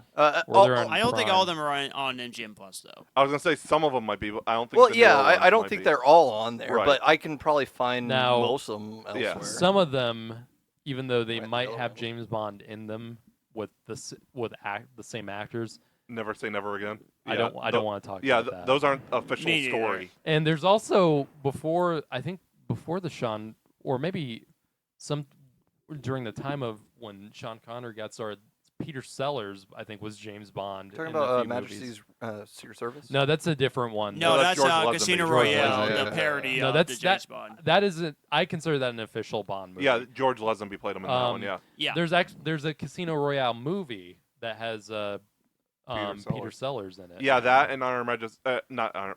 That and Never This Say Never has, Again are not official. Yep. It's exactly. actually Peter Sellers isn't actually. He's not playing James Bond. That's David Niven. Those Oh, are more like parody movies. They're not actually. I'm no, James this sorry. Bond. came out actually 5 years after Doctor No, which Yeah. is interesting. Whoops. But they were both considered parody movies. They're not Yeah, official James yeah. Bond movies. But yeah, that was 90s blockbusters. Wow. Whoa. One hell of a road. Yeah, we talked for that quite a bit. Yeah. It was a lot of fun. Yep. But I didn't know that anybody else wanted to say before I say something. Oh, you got something else to say? All I can say is thank you for watching. We hope yep. we hope you enjoyed it. Don't forget to like, comment, subscribe. Go check out our Facebook page, our Twitter page, our Instagram page for any podcast availability.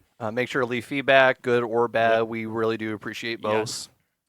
Remember, you have to be subscribed to the YouTube channel if you want to be entered to win a First Harvest DVD. Signed. Yeah, and There's a and storm coming. and I don't think I'll There's be a there. storm I don't think I'll be there in coming. person for the podcast for next week because I gotta get up really early next Sunday to get ready for a big thing that's coming up real soon. What I guys Yeah. talked about. So I might join in by phone conversation. So we'll see how it goes. Jones I might shaking his head. also. Well, I was going to make a comment, but Okay. I figured that you wouldn't take it as a joke. What's so. the main topic Okay. for next week? Next week will be the classic horror movies. I Oh believe. yeah, that's right. And then reminder on the trivia. 2020 horror movies. Okay. I need that.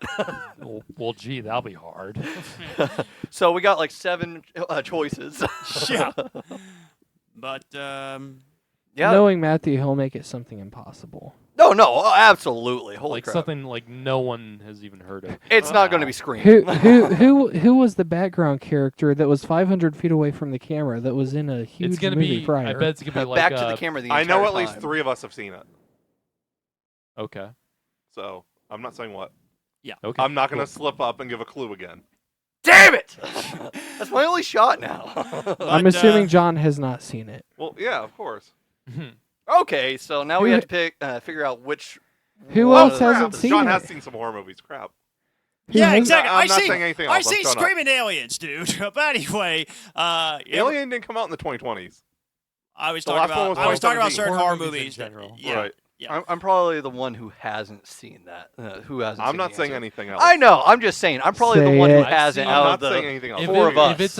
If it was a horror movie that released in, like a, is it? Would you consider it more like mainstream or indie? It's in a mainstream. Okay, then odds are I've fucking seen it. So. All right. But anyway, we're about to start our Furiosa recording to talk about the movie for that one as well. So Yeah, please make sure to check out our channel for that. yeah, Yeah. absolutely. But yeah, a couple giveaways and everything in between. So I guess we'll see you all next time for our next episode.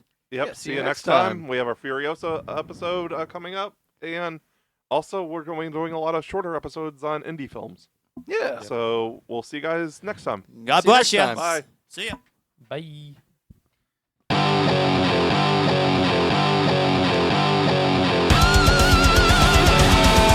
We have been the Cinema Asylum Podcast. You guys were awesome. Thanks for coming out. Good night.